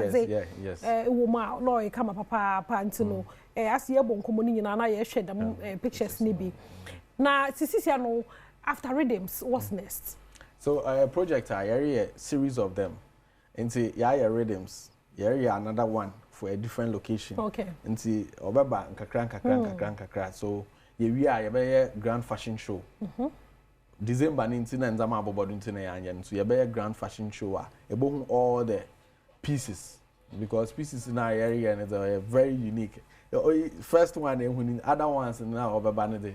Oh yeah, crazy. Wow. Yes. Wow. It's a shock at any time. You ever heard bomb baby? Yes. Charlie. No one brass because this year see school near training. Okay. I'm for Obi are interested there. Oba Babu fashion, how to create with a lot of things, and we are open. Okay.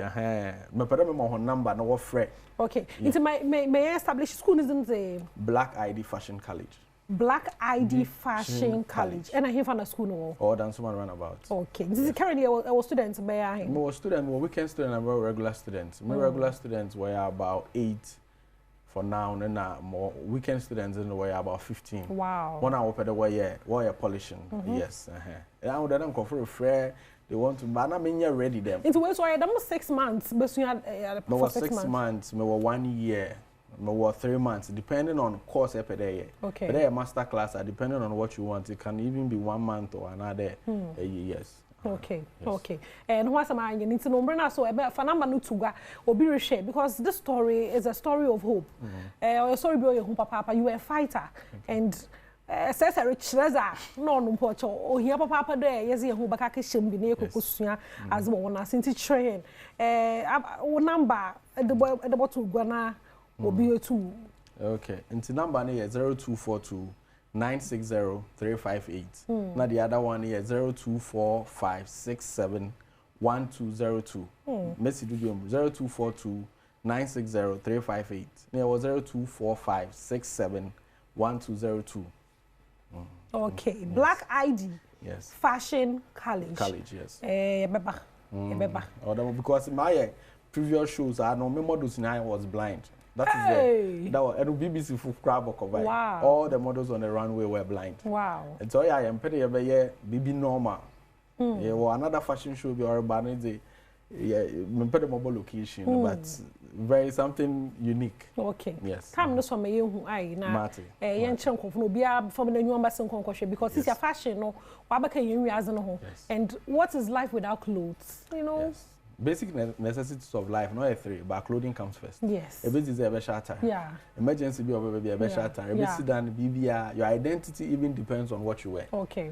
Because a police in you are any police in you. Okay. You get no what's a man into no to them okay no what identity social media handles black_ID or Instagram. Okay. And other social media. Black_ID. Yes. Okay. Into it's not make no congrats. Thank you. And all your one they too na create something big, not just something big out of nothing. And you know, Black ID in a mingana bon comono, Moba non concussion do no ho, no a hard guy pow, or Coco was my way hard and so a jumano ho, you know, any designs no so you come up papa, tries a camera for Obano no concussion as a honor. Yami show.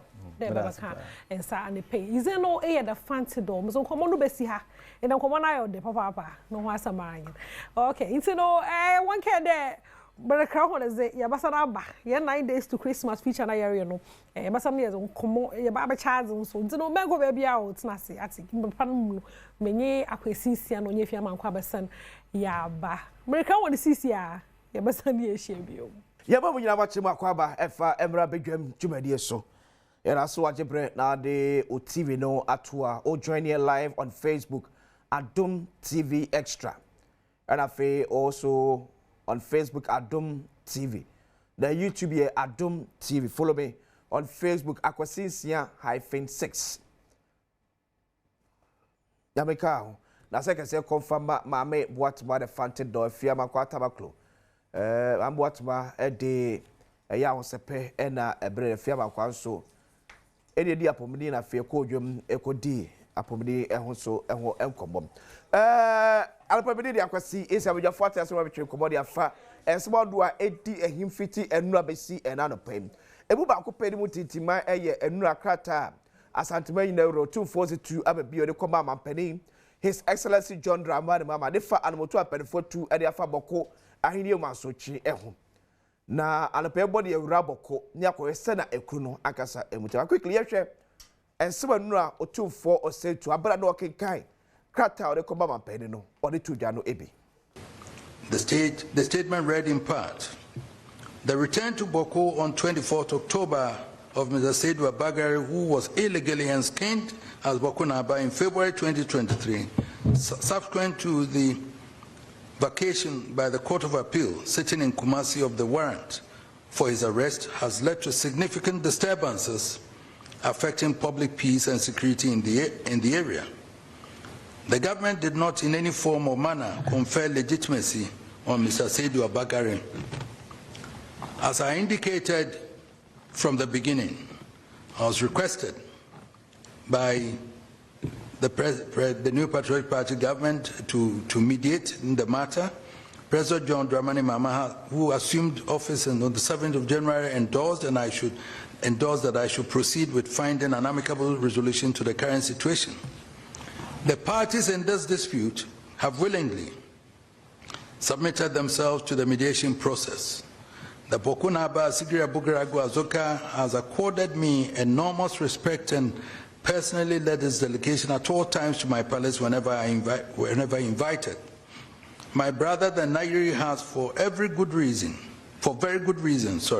sent a delegation of his elders and sub-chiefs at all times that I have requested him to come. They all express confidence in the process and believe that we will be able to work towards an amicable outcome. I started my engagement with my brother the Nairi by appealing to him to magnanimously recognize the position of the law that the Kusasi should rule themselves. After careful consideration, the Nairi made some concessions but gave some conditions for my consideration. Essentially, my brother the Nairi wanted the historical acknowledgement of his ancestral ownership of the entire land that now constitutes the Boko traditional area. He acknowledged that the Kusasis have come to largely occupy that area. Both Kusasis and the Mamprusis who are now occupying those lands are his children. He observed that Otumfo Osetutu Ababiedra Krata ode koma His Excellency John Dramani Mahama edefa almutumutu edefa boko ensensem no ebini abobi amamoti yenko amaso ne yamane boni dasman halidu enkotwe nkomo all the way from Boko sena ekolimuti meka yanura abra na Otumfo ode Krata no meko mampani atra no the Ministry of Interior issue Krata chem say Boko Kevin no or my review ewom. That's man. Good morning. Good morning, Kwasi. I Boko to say. Boko ye Boko pa. So I pay review no omushemu kena ana se ye gumu kakra de mamo. Kwasi me da se. Curfew no said ye etie no omangumu na mom said ye etie na na etie. Okay. Boko said ye ni mo no curfew da Boko a enye ene shase na curfew hours no shase enyumre no nwotwe na omache no num eno eye Boko de na be during so eye enyumre no num na anopa no tia eno ene kesa hours ewo Boko ene be during ewo sisi na eno ban sano aniji sem ena amanfo amoboko ene ne potemu wono mo eje. Okay. Akwasi ni mo kan se bieba amaboko afane pasta ena mo boko edadi. Okay. I said, yeah, now line no break. How do you kakra ma ya? Oh, okay. Okay. I just say, yeah, I feel yeah. Eti, yeah, what was the expectation of amount for before say Otumfo be presented report no? Okay. More expectation before say Otumfo be presenting the report no. Na ɔmo nyinaa ehwɛ ne mu sɛ ɛbɛyɛ ade a ɛde asundue ɛbɛba bɔkɔ ne mpɔtam because ɛsan sɛ asundue ɛna ɔmo nyinaa ɔmo hwehwɛ ɛwɔ bɔkɔ ne mpɔtam enti dodoɔ na ani so no aso ɔmo no deɛ na ɔmo hwɛ ne mu nyinaa ne sɛ ɛbɛyɛ asundue kwan so ɛna ne afei wɔde report no bɛwie no dodoɔ na nso deɛ na ɔmo hwehwɛ no ɛno ɛne neɛ ɔmo teeɛ no enti na akɔyɛ sɛ neɛ na ɔmo hwɛ ne mu no ɛno ɛna ɔmo nsa ɛkaeɛ no nti so far no afaano no mmienu nyinaa wɔnte sɛ bi a ɛfa sɔrɔ sɛ yɛante aseɛ anaasɛ bi ɛte sɛ yie baabiara da din obiara yɛ n'adwuma sɛ ne sɛ ne fata yɛ a woba bɔkɔ a wɔnte sɛ bi a biribi mpo asi anaasɛ bi a ntawantaw bi asi ɔmo ntam ɛna ɛyɛ asiesie mpo ɛni nti ɛno ɛne ade a woba bɔkɔ a mɛka sɛ ɛkɔ so ɛwɔ ha ɔmo a ɔmo ani gye yɛ a asɛ ɔmo jubilete ɛna neɛ ɔmo a moyɛ wɔn nnwuma so obiara yɛ n'adwuma sɛ ne sɛ ne fata so far kwasi wobisa yɛ abɔkɔ anɔpa yi nnora ɛbɛpem saa bɛyi nyinaa no deɛ biribiara da di kamakama obiara yɛ n'adwuma sɛ ne sɛ ne fata. Mati Halidu, I hope security a beef up honum. I hope still security a beefed honum. Exactly, I was saying, security a very tight. I was saying, police for you, you must answer military so you must say a fata. Yeah, but I see Halidu das money a man boni or walk boko. Mentioned say no air tree and common. The former Minister of Information, now spokesperson to the former President of the Republic, Fatimatu Abubakar Esquire, Abeka Isa Ewa. So and the Honorable Member of Parliament, Ma Adeshia Wok Brekum West, Honorable Destin Chirejia, Eswabeka Enza. Honorable Cordia. Yeah, Official Panso. I think of it. Ma say Christmas tree nijina wechi. Say kutu nti. Na former president what is saying? Nyame adom ne ho ye pa. Yeah, da yame ase. Quick one before say be call your issues so no. But what issue statement be? Mpachan. Say President Nana Addo Dankwa Akufo-Addo and His Excellency John Dramani Mahama edim komo se ka onua ne wofa se ne nua na ade nyina ken ofori ata standard and ko ngu ne mam kakra mfama asem ne de edim kan ma menchia ga na de hia o maje brehwe ya na pay wa Adom TV ene umpenyu form bo chidom odwumadi mu sene yesi de beto abonten rano asem no kra bi anim in fact President Nana Dankwa Akufo-Addo onkan bi nhemu yete ebe bi dwen ho na sese no won se abosremu ka no enkanka wa be fontentan no so edoso enti wan hwe ne obi bebo asem bi ka hira beso wa meyi wano a ebra obeka so we de nyahwe jama ne nka no na achese asem no na age nsemu afi kra no obe yesa obepe no pomasi bre no ahoɔden anasa ahokeka enkrofo de beso asem no na bone na anasa ntro na eba abonten no eno no echese asoja ama akwa echichichi kra na edi nkan President Nana Dankwa Akufo-Addo se ne esi de beto abonten no ye de yehu so ma publish online se Herald newspaper eso o ma ye nhwehwemu bi e kire se President Akufo-Addo utu anamon se o safe passage ama Owura Kenoforiata, former Minister for Finance. Asem no kure bi anim. President Nana Dankwa Akufo-Addo omochi mopobisa. Oni obi NDC sa nkomo no. Ebi onso so onyi obi asutire ewo NDC aban mu se ye mampanyi His Excellency John Dramani Mahama ana se bia Nana Musini ana bibisa onka bibisa ada. Efri se oyemrani mu ni onsro mra. Bibia esese boama Ghana mra no gina brane no president ono ankasa mpo as an individual or subjecting no to it how much more say ye de be she no kon say bia opese or interfere with whatever processes are ban the person ye enti ya bosre mo ka publication and Herald the year me hu say other media houses and so afa stories no at least me hu bi Ghana web ye besro mo aso mo ti bibi sa ya o mo mfrɛ ye na yenso so no kura bi o ma na bibisa wa na yenso so yaka say be o mehu no kre wa asem na we die what me reach out to Herald to find out that publication na or more me gide say na e trobeto abonten na drum ho okay okay but I say boko quick one oh ye de penny yemu edi nkan ma memfa aseda PSC ma opem so His Majesty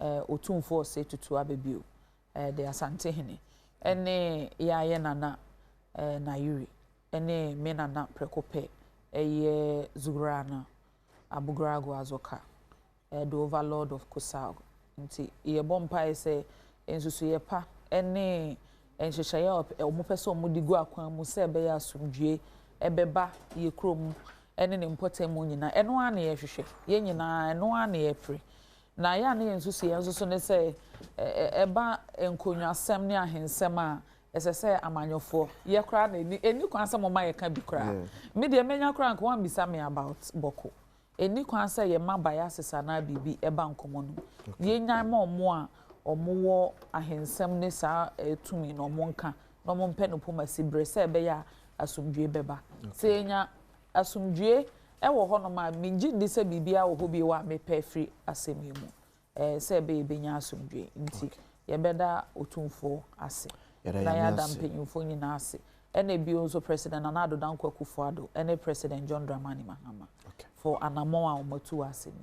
But I see. For WhatsApp message, effort number is 0531 029 795. 0531 029 795. Here for Udini baby at the free Eba account Efa Mayem. Honorable Destin, Chredria, a member of Parliament Ma Adeshia a Wobrekum West.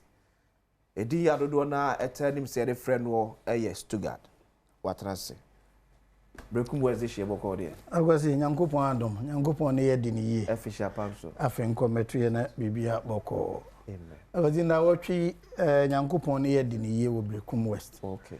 Obekaya, last time I'm a baha, maybe can be before you are Greek minister, Kopoku. Irrigation systems are, say, feed Ghana, ye share vegetables, said ye beya pebre. You bet to me a dear tomato and ya doa maconi ade. Yankopon yadom, President Mahama Kopa home to my kukum, Bayan our premier nuni. Brekum West, Yankopon yadomama, now no memenda than a question day. Yako hand over 4 different sites. Okay. Gene, Fetenta, Coraso, Pruso, contractor maker say, Ashe solar powered irrigation. I be ma adishia e will be West a DA. Okay. Eti minfa kwenye so na menchia President Mahama kwanso nkoso feed Ghana edisu ade hunu the competent Honorable Kopoku chief executioner ohwe ama Brekum West yenso ye tomato adwuma na ye no ebetumi adimu akwati unim se Brekum West among the top 5 tomato producing districts in Ghana. Yeah. And this is a big boost to all the key stakeholders, no tomato leaders. I know Mukudi Jumano in Abaso. Merase. Quick one, Boko. I go see it's your Otumfo. Enra manage papa for 2 important reasons. Okay. The edikan ye say sa report anuro Otumfo de baye eye reporter make say by partisan solution to Boko conflict. Previous attempts ye pese ye de solve nyina NDC aban na aba no ye solve NDC for solution. NPP na woso na attempt to solve a MPP solution. A do baby a say yemfa soldiers nko crack down ye use military and security solution.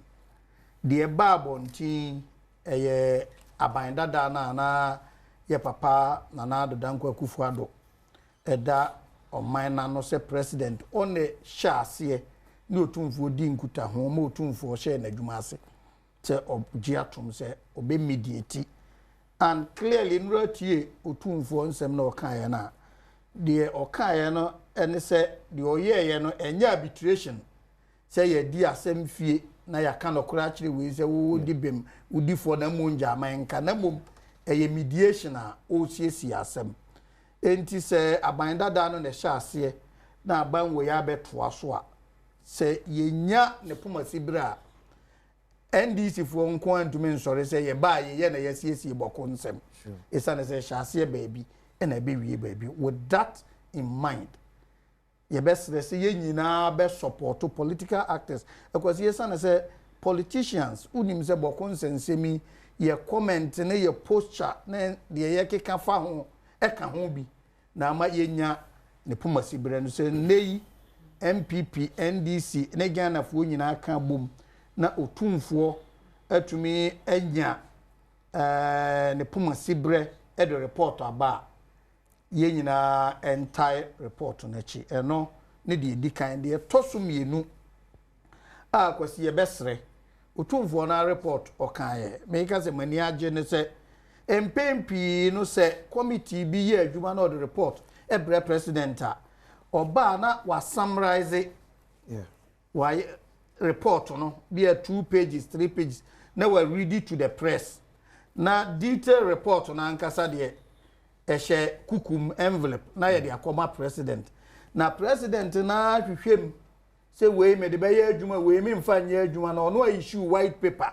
atoso enro otumfo ba yi o se de be ya ye nkoji obi anu nsi bone no the report no from head to toe ekan bibie e wo report no enti nya afei na obi kwotena se we de ye yi afrim we ye jai amanakam enti eno nso na ya de papa a nra ye nyina ehu bi transparency eno dan kyanya de mani gye ho kese ene kokobɔ a ode ta ya kyire ekwasi enura de ekoso yi enye event enti entumi ntena ha nka se o bɔko asonwia ba otumfo awie na adwuma da bi eye process no ne first leg ni se wawie mediation or the report aba akasa afanu no nyina begye report na tum ama implementation na ye adwuma ha na problem wo sesi ye commentaries a ye beye wo radio so inflammatory comments ye beye na ye said ye beka ho nsem ne ade na no ebetumi jeopardize the whole process nti ye besre sa manyofuo stakeholders ye nyina enye very careful about commentaries a ye beye e de afa ho na solution a otumfo propose no ye nyina e de aye adwuma de mani age ho ne se enra President Mahama ma commitment say within 24 hours obey issue statement enti enim se enden ko na wiye no na we issue statement on implementation of sa processes ada di pefe say military solution, police solution, whatever, arbitration, court. There has been several court rulings in the United States. This traditional mediation solution, the best say Ghana for na ye entire chile na ye ma asundwe mra. It's an say account 90 na account to what in cran abedwin say ye boko e na nya insecurity in boko. It's insecurity in Ghana, the entire nation. It ye best and Boko strategically located at the far east there are close to border Burkina Faso. They say to me, Emma Sunji Baboko. Na businesses air drive wa. Ghana economy na beden. E better say Stuttgart. All Fati Abubakar esa so eka a lawyer for omo ejutwariaje ora Matthew Nyendam. Yes, and met me a friend still the member of parliament for Pandai. Met me a friend, sir. Okay. When the Supreme Court in suspension or suspended the election rerun, a bit me a other Martin Dam as I go back to parliament. Ade. Okay, Edin Kaino, my men found fat near Akoso near my eye file in Bibia. Mobekanya, so him say.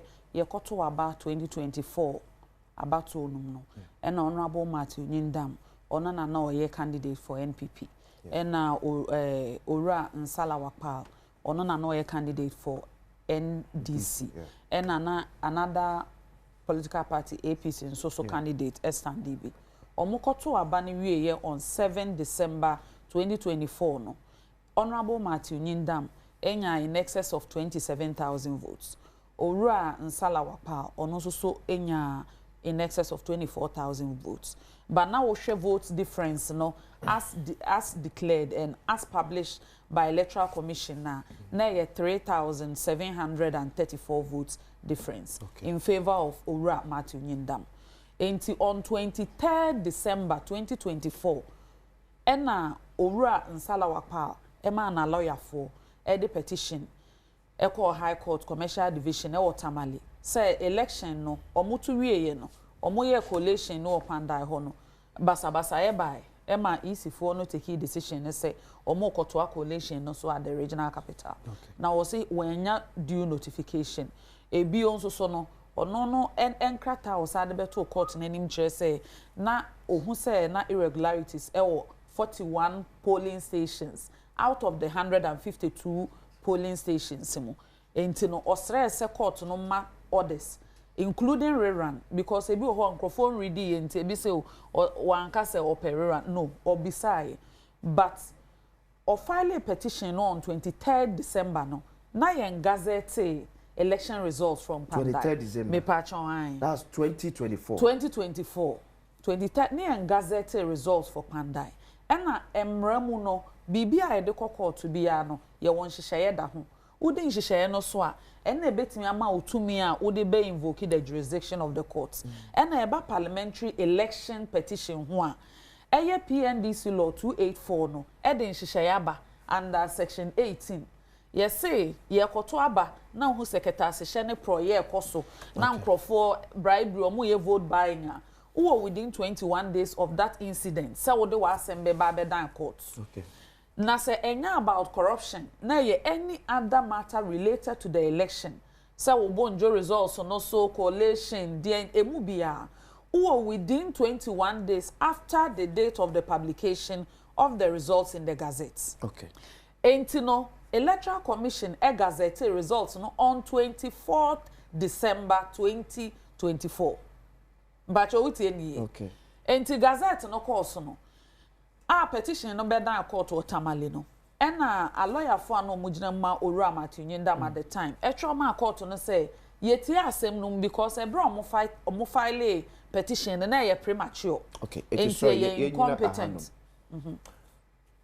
Pandai any akwatia ya mfale no omo gazetting the same day 24th December mfale omo gazetting the same 24th wasn't it the same argument na mo raise against akwatia de na still court eno na me kamba no me dru honum sesia enti no apart after gazette no on 24th no ena omo sako omo withdraw after sa motion no ena omo withdraw petition no omo file on 23rd December no ena omo sa file another one which is the current petition ya appeal stay ne judgment ye dey akopie Supreme Court for another of Seshurara no on 25th January 2025 so that will become a day after it was gazetted no the gazette near 24th December 2024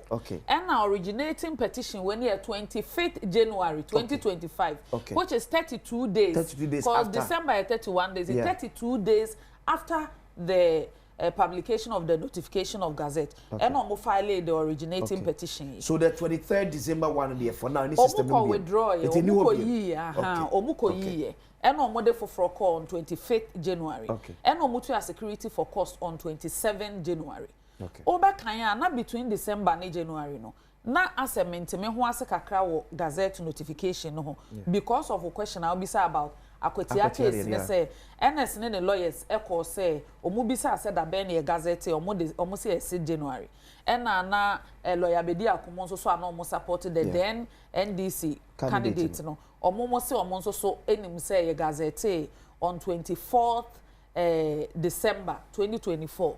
But can who say Supreme Court ama judgment in that matter as far back as June. Say such a course Ghana Publishing Company Limited. Any Electoral Commission positioner or more the best supporting NDC for at the time. Say indeed or more gazette notification, for all the constituencies a year 24 December with the exception of 4 which were done on 6 January. Utie assembly. And to sa for na omoye no on 6 January no pandai ni akotie nyina anye den enka ho. Okay. Enti no hwe gazette a ukọ Ghana Publishing Company Limited. Sa ukọ gazette for the 2024 election ubie the general one ubehu pandai and the very first region in the northern region ya so 24th December 2024. And in that matter no Supreme Court ni gina so ebua say indeed based on evidence easy for Ghana Publishing any your friend is saying the respondent at the time the buy no court no si sudia say 24 December 2024 and omo gazette results no for these constituencies no. Okay. And that being said no nature say indeed gazette on 24th December 2024 there na petition now what they buy on 25th January no was filed out of time. And this is very important because some of the arguments are matter from some of the NDC communicators, even including the lawyers for Ora Wapal no. And they say yeah dada almost say set January into no more confused that.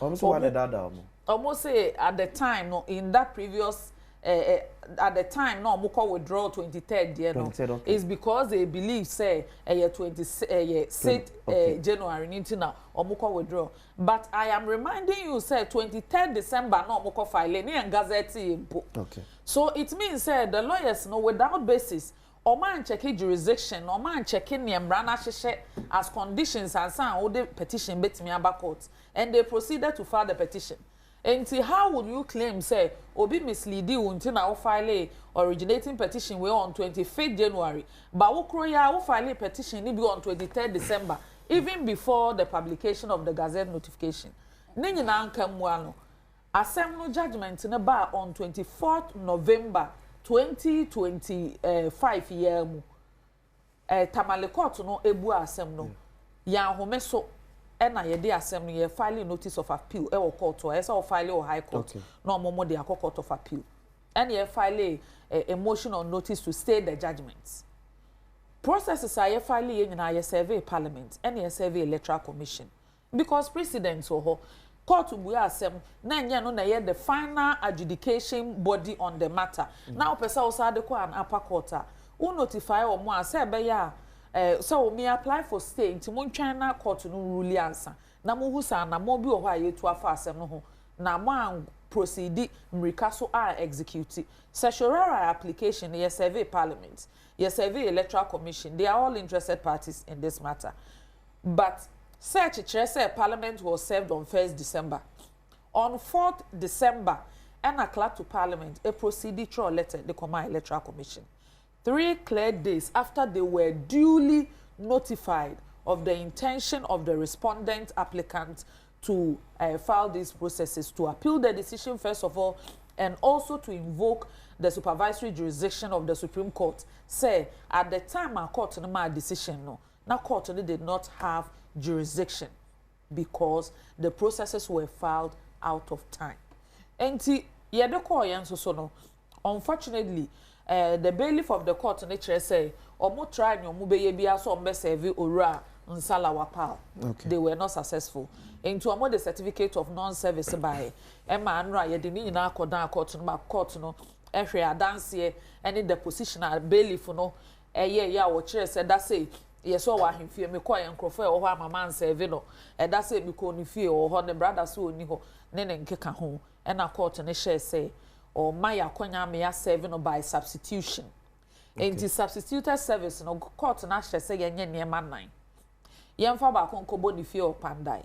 If you are the share petition also as a residence. Okay. Etosumi no yemfa ba konso nkobo district court e opandai. Yemfa bi zo nkobo high court e Tamale. na yemfa ba konso so send no WhatsApp ne WhatsApp number so I verify your WhatsApp number amunim. Aye. Oh no, me cry me sending Momo 1 CD just to be sure said that is the correct number. Nidi so ba come na yem fan send no into we did you see ka do oh support it's a support to verify a one number the correct yeah na me sending Momo 1 CD. So on what basis they bet me na so aka say Matthew Nyindam and the parliament transfer obetimi akobi because enra one say me can say shirara application on notice until we see a serve parliament any EC but ora wapa or a right to fair hearing enti so onimu bia asem no court no entimi nto aso just o mo twen ma properly ono so back court na lawyer for na court na etimi atie obi amu asem ansa na apa asem no poma sibre ena ebio ne etoso mienu no court no Supreme Court a policy court. Yeah. Omo mfa ho ne other court no a procedure ni bibia in the interest of justice. Omo hwe na na mo bi esese yetu say be ya atentine ne be ya adwuma. They have the inherent jurisdiction to make such orders and say give such direction say be ya pepe ye beba so. Enti ye kosu frɛ court na edikan. Ese say no yenya openyimu ana onyamfo yin survey no isi so dia beto abonten say omukọ election on 30th December say court no so ama ye da say nyame adom at 13 January obesa afrasemi na say isi ko na yekoto abana na yebesimu bi esa na achinchim court no nsa ebema akire no court no bedi asem na wie bi asem no beko bia na aye moot mbacho wate ase and decided we were also invoking the inherent jurisdiction of the Supreme Court to suspend the processes emanating from the judgment of the High Court until such a time court no be make a final determination in the matter. And also so me boss ye lawyer penyu Oragari ni makomafo or the two court na no unanimously omoji to mo say indeed one edikan tie ni yo omo say asem no prima facie case ewo tie ni ye prima facie case. We need to establish say asem was here asem na e was here di no epo wom ase eto asomo enti enya asem a ye betimi afa ne say moguo keke ne abo ato agu eto asomo enti enu na edikan eto asomo nti asem ye betena so aka na eto so mienu ye hye electoral commission ese anamo biara omudi gu akwan mu say towards rerun and nedue ese so almost suspend sa processes no until such a time court no be sin konwa no madi asem na wie and this is not like a final decision but the court gave orders based on its jurisdiction say be ya eniema no bibia emanating from the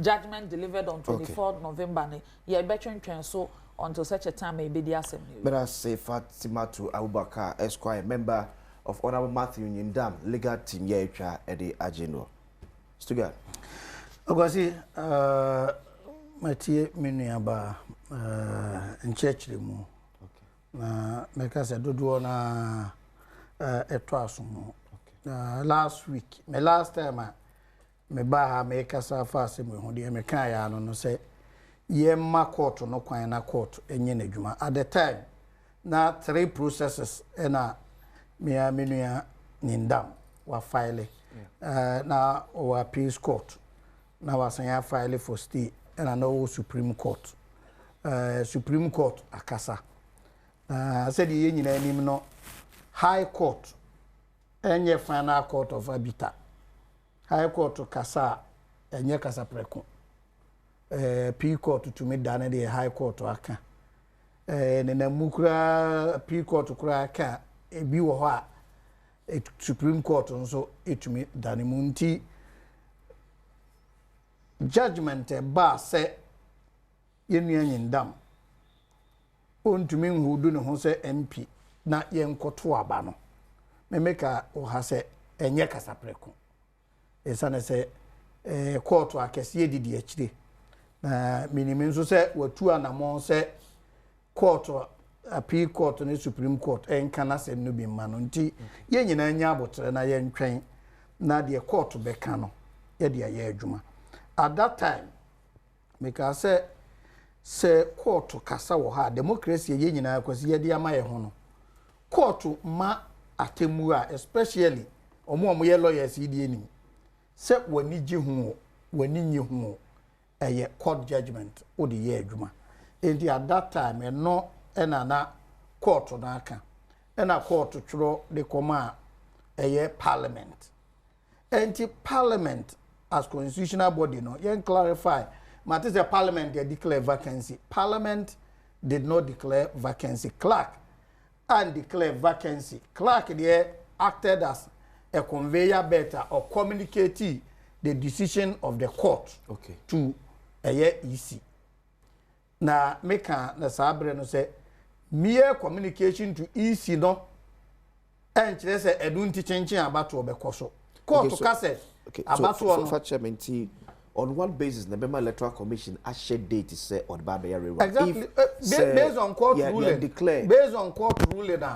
Clerk and so communicating at the AMA. So the court ruling was said Honorable Martin Indam to me holding as a member of parliament for the people of Parliament. So it means that as of the time a court ruling bind until the Supreme Court. Not the seat of Pandai, vacant. Because a ruling non the become was a ruling no and restore the status quo. No more can say easy and hold processes no. For the yes, without holding any breath for clerk and parliament. No, I'm explaining to say your children. The court decision that ya several parliament no. Not clerk, I said the end say, or ferry that decision to EC. Now, make an asabre say, by ferrying that decision to EC, no interest, Parliament they declare vacancy. The vacancy was declared by the court, not Parliament. So that declaration and Parliament communicate to the EC. Okay. Sabre na 3 processes ewo. And Anra Bakwa Babontin. And with this decision, and so no, I was say all processes must stop immediately. Okay. They said yeah, but until the High Court decision, no appeals court, ebe overturn no. That decision there, yeah, Juma. Okay. But Otumufu Otumua or Rokawafa Abati, Ogolo Nankasa Kasa Supreme Court say stop. Okay. And the High Court to say within 30 days, and they say, yeah, you may be go to Supreme Court and say, train, because he said, yeah, but still the seat is vacant.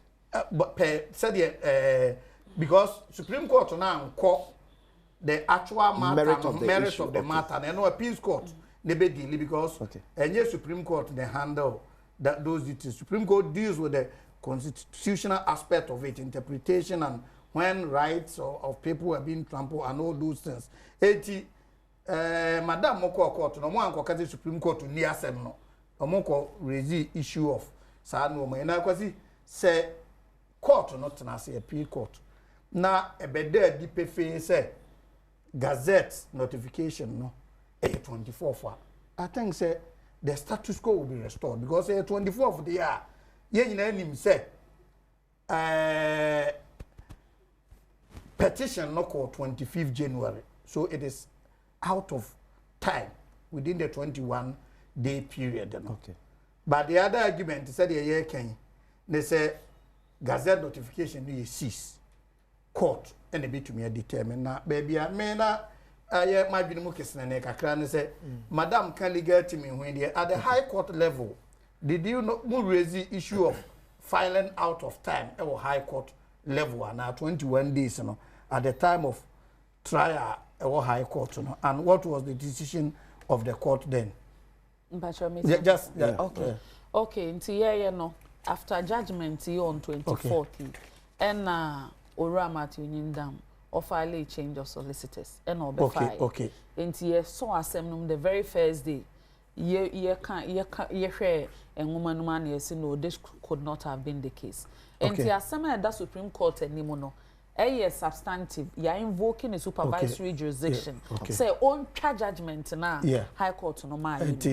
On the 13th, but the point is, so you are still not clear. Say more because because the Americans and they say 21 days and out of time, and then Sana Tia the Ananka High Court no kura and to me kura court and assembly. So I'm wondering how that came. But the argument that's if it was fired out of time. Okay. But the argument they say it was fired on the cease. Akwasi a main person maybe labor that point. Me person court or dankasa appeals court. I'm very sure say one of most strong cases at Modiako Supreme Court.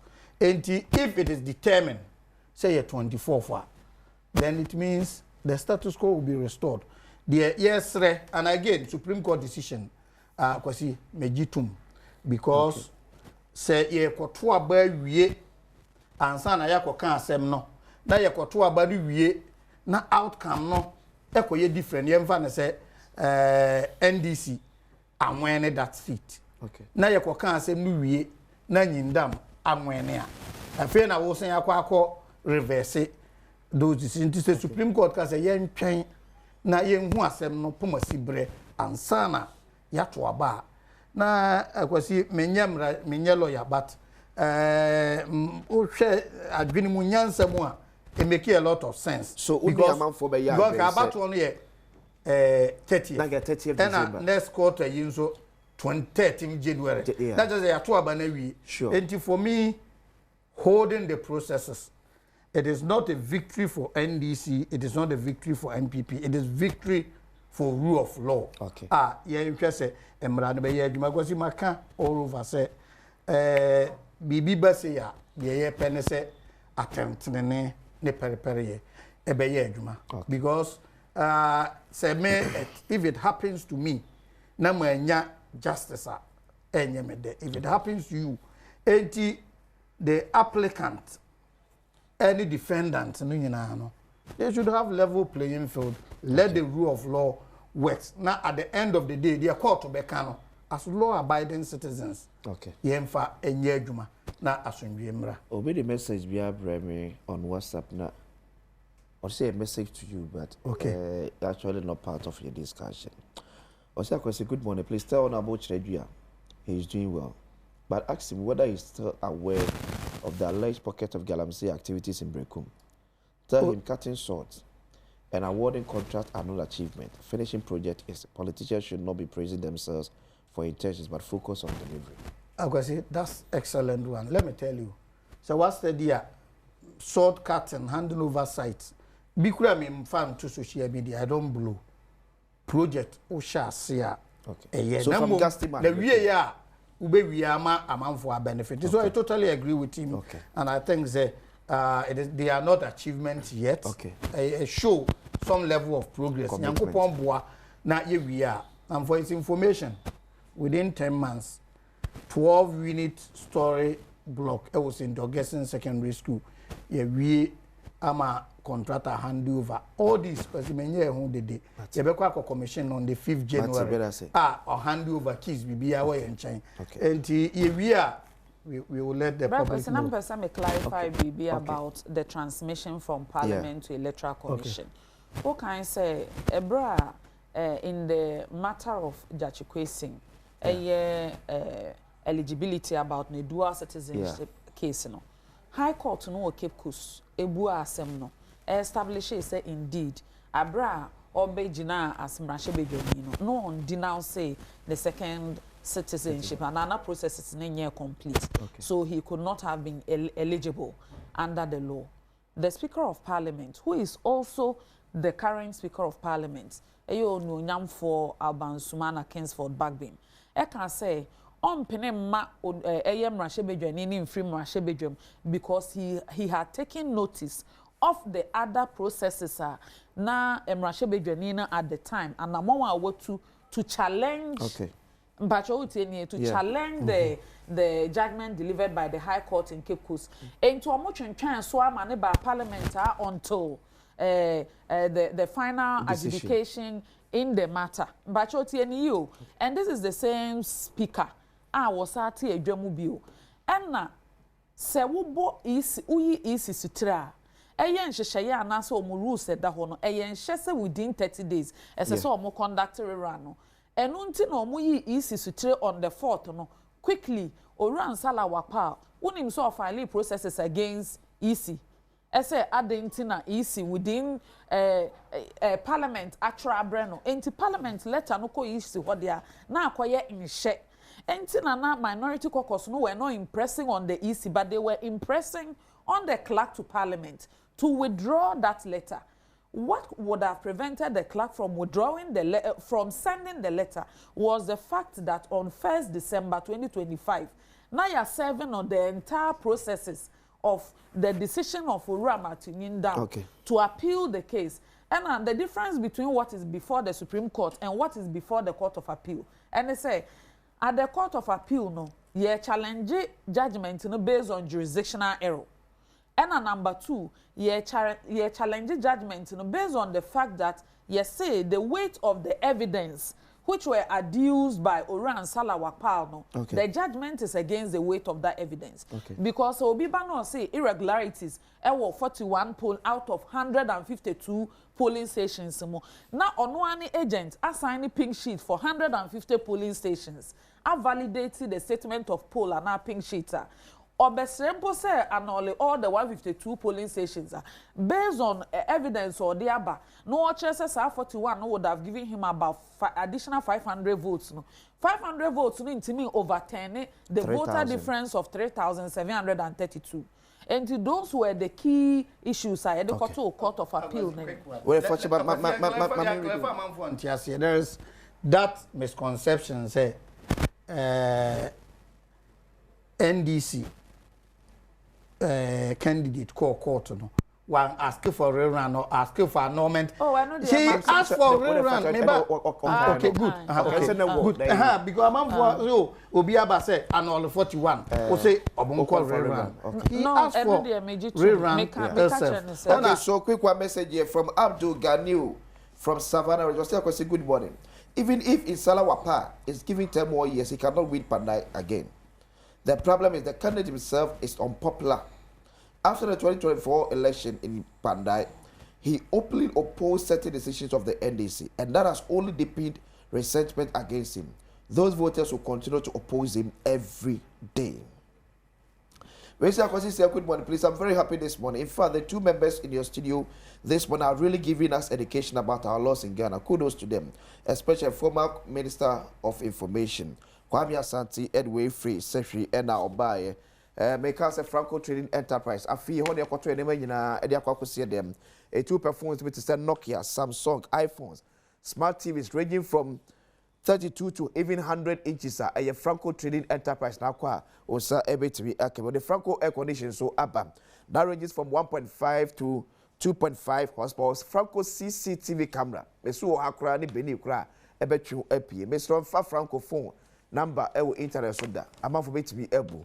Our number 0246 422 338 0246 422 338 and 0555 939 311 0555 939 311 Fred Franco na GH to bia upebia Franco as still phone papa efie and one gold bond suni o see December so abeto bi dia cho bia ma nye gold bond jewelry for asumka and amu chain no ebi it's as a pure gold.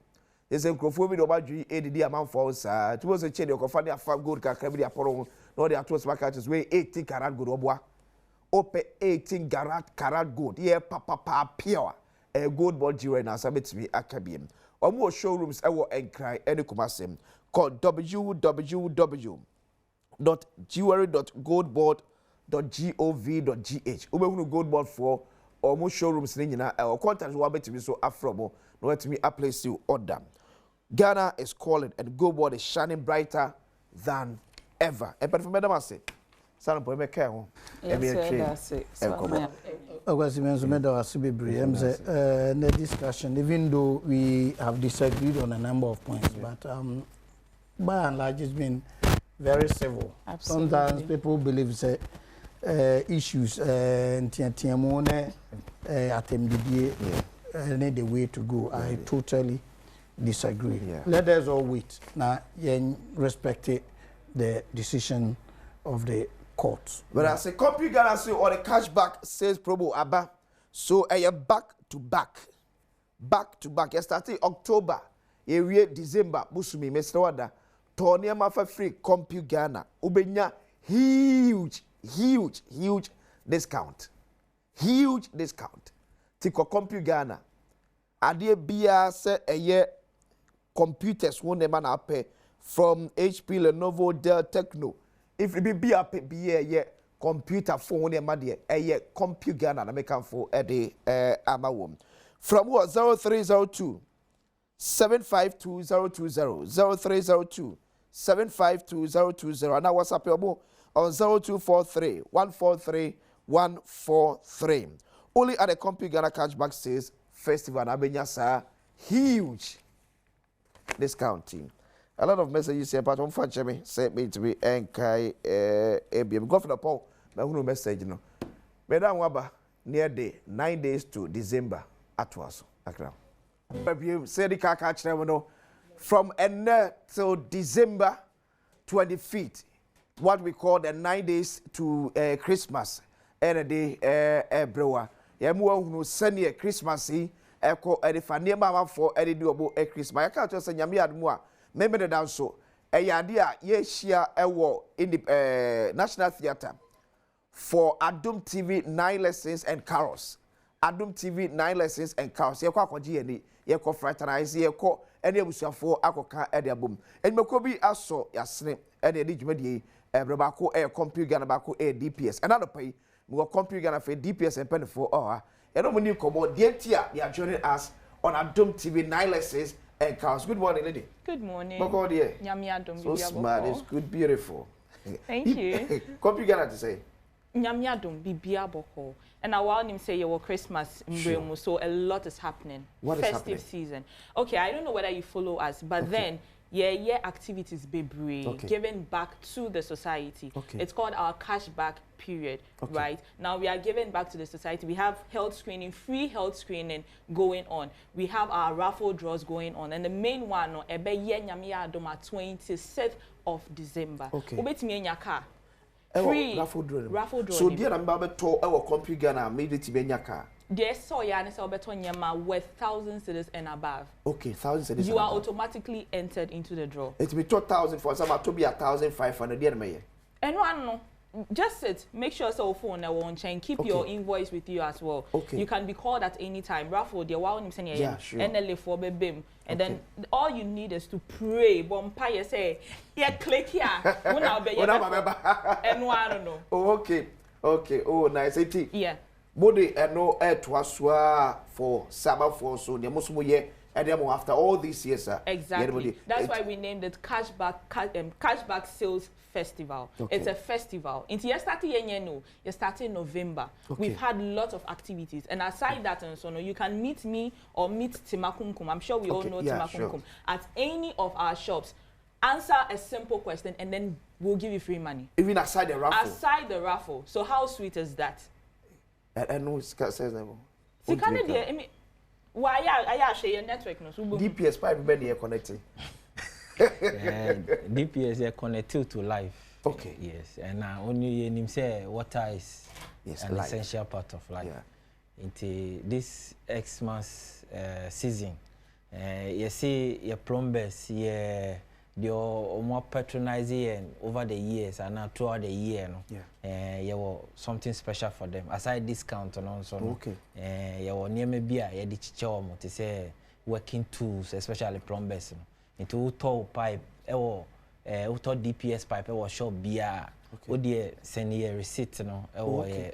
Popular number now. Number be 0543 0543. Nyama promise let's type numbers no. 0543 yeah 66 27 27. Yes. See number should be the way number we adding here part of my 0543 66 27. Yes. It's a be able from DPS pipes. Shop biano. Shop plumbing shop biano. Okay, yeah, DPS product. DPS send the receipt no baby atwade no eti mpacho your plumber chain you o koto pipe e wo shop bia make sure say e DPS for pipe na wo wie a me indicate your receipt no so e say DPS for pipe e na abetoye yes na me send this receipt no e ma sa number no e sa number eno ano menya de obetimi anya plumbing equipment omo anim the editor pipes the edit saw pipe ni sa anya man nyina omo sabeka dia na computer na shemu nkura ma afim pesa mo join Adom TV 9 lessons and carols. Okay. And see, as I said from the beginning, we are giving back to the society. And mind you, you come home 50 ages. Sure. So this is not the first time. So as part of giving back to the society, and this is about people, CompuGhana is all about passion and technology. So we want to bring technology in the homes of our people. And then we are also, the good thing about this is this Friday, yes, I have free health screening. This Friday. It will be at the junction mall. And open. Open. It's open to the public. Okay. Yes. Okay. That's a way of giving back to the society. Giving back to we love our people. Yes. We are also giving back to the society. Nice one. DPS, dear Nama, come on board to Adom TV 9 lessons and carols. Aside giving away goodies to our consumers in conform Tonya free very important say ufi ubema peace of mind coming this festive season. So yebeba program on be and yebe educate people on how to manage your plumbing system in Sanya Manina. Very important say ubenya peace of mind say onya leakages fee and a second sewage system no be clean. You cannot do that without DPS pipes, and that's the best way to offer. You remember around, you remember education. Already we are on board with the 9 lessons and carol. Sure. So we will be there to. That's right. But that was DPS pipe papa FA and we CompuGhana. Somebody kaka was something. Unless it be on come showroom. Minimum the be the FA year. Obeko CompuGhana unyebi. Menim laptop ya opa obeko CompuGhana ya unyebi. Ko any of their showrooms ubenyan papa and so we never say at the so Obeka. Ya kasa this is 9 days to Christmas. Mame boatima the fancy door eba aba beka when so ye ba be chew ticket for nipa miensa mame boatima boko de bibia de ya de miensa na ka so be ho miensa. Okay, so about 80 from Monday, ya chew nipa miensa. Tuesday, ya chew nipa miensa. Be so na so ye be 4 lines. Who are our friend? Se Monday, Tuesday, who we need be a man friend. Yes, sir. A percent probably bring any bisunya chance na na so free ticket. No, so 8 million ticket be and 50 Ghana cedis. So where you be wa hanum a obetimi akọ bacho na total akọtọ de. Obetimi akọ airport share akọtọ de. South na betimi aba Joy FM front desk elkoko blemble enso abetọ de. Your short code is what to TV so obetimi at the comfort of your home anywhere you have. Who 50 Ghana cedis or mobile money so kwandea ubetimi eso e de atọ de. Enti ba ye be full life na 0302 211 701 0302 211 702 and 0302 211 703 but also free we question be man what man na buy na ehun kakra we question be we miss question me why not go for you my for Bright hello Bright. Hello, Fancy Door. Afishiapa. I think committee. Okay, no, ticket to Korea was. But food every say, right? But I say, Bright Nana Mensa. Okay, the patron just your number. Why near far to us never yaba? It makes me identify easily. Why? Patch you. Yeah, that's it. Now so free. Ablekuma.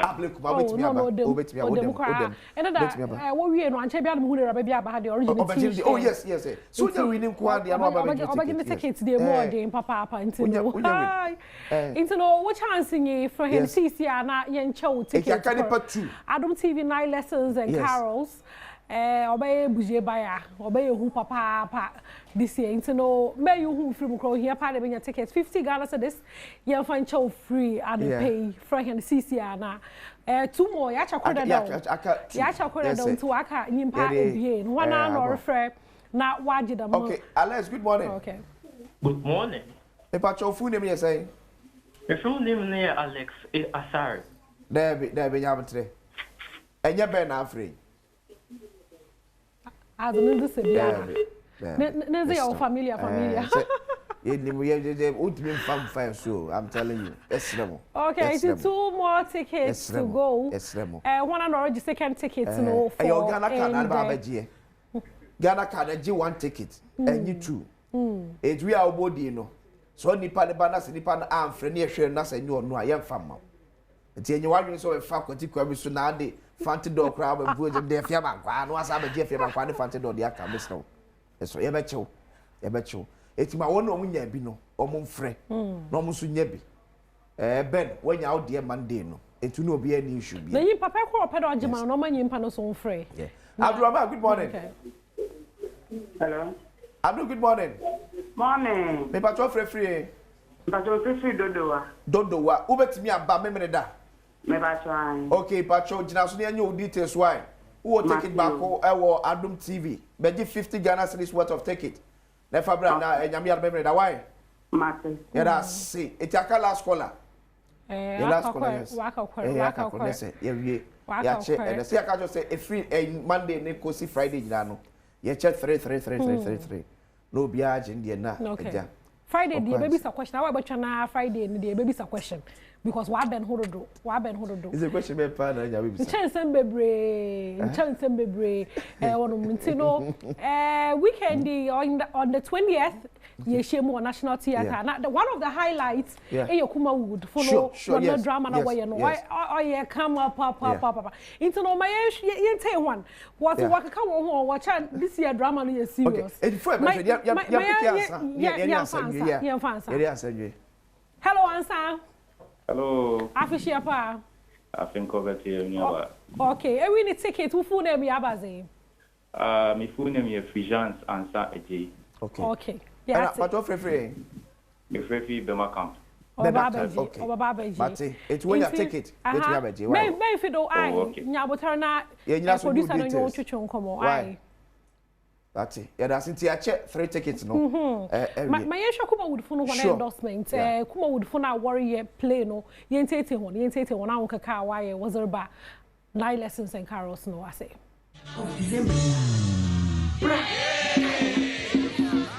Amafwe ya do TV for self pursue home the pusunyaka said the afibia na wo moye no Carlos nice I said to home be mo I said to home be a shit have bia ye it is Adom TV Amagana energy Christmas bia a Carlos nice a saba so afia bia wo Yana, for Monday nebo pra na bra Adom TV program we say a national theatre and a air cost a 20th.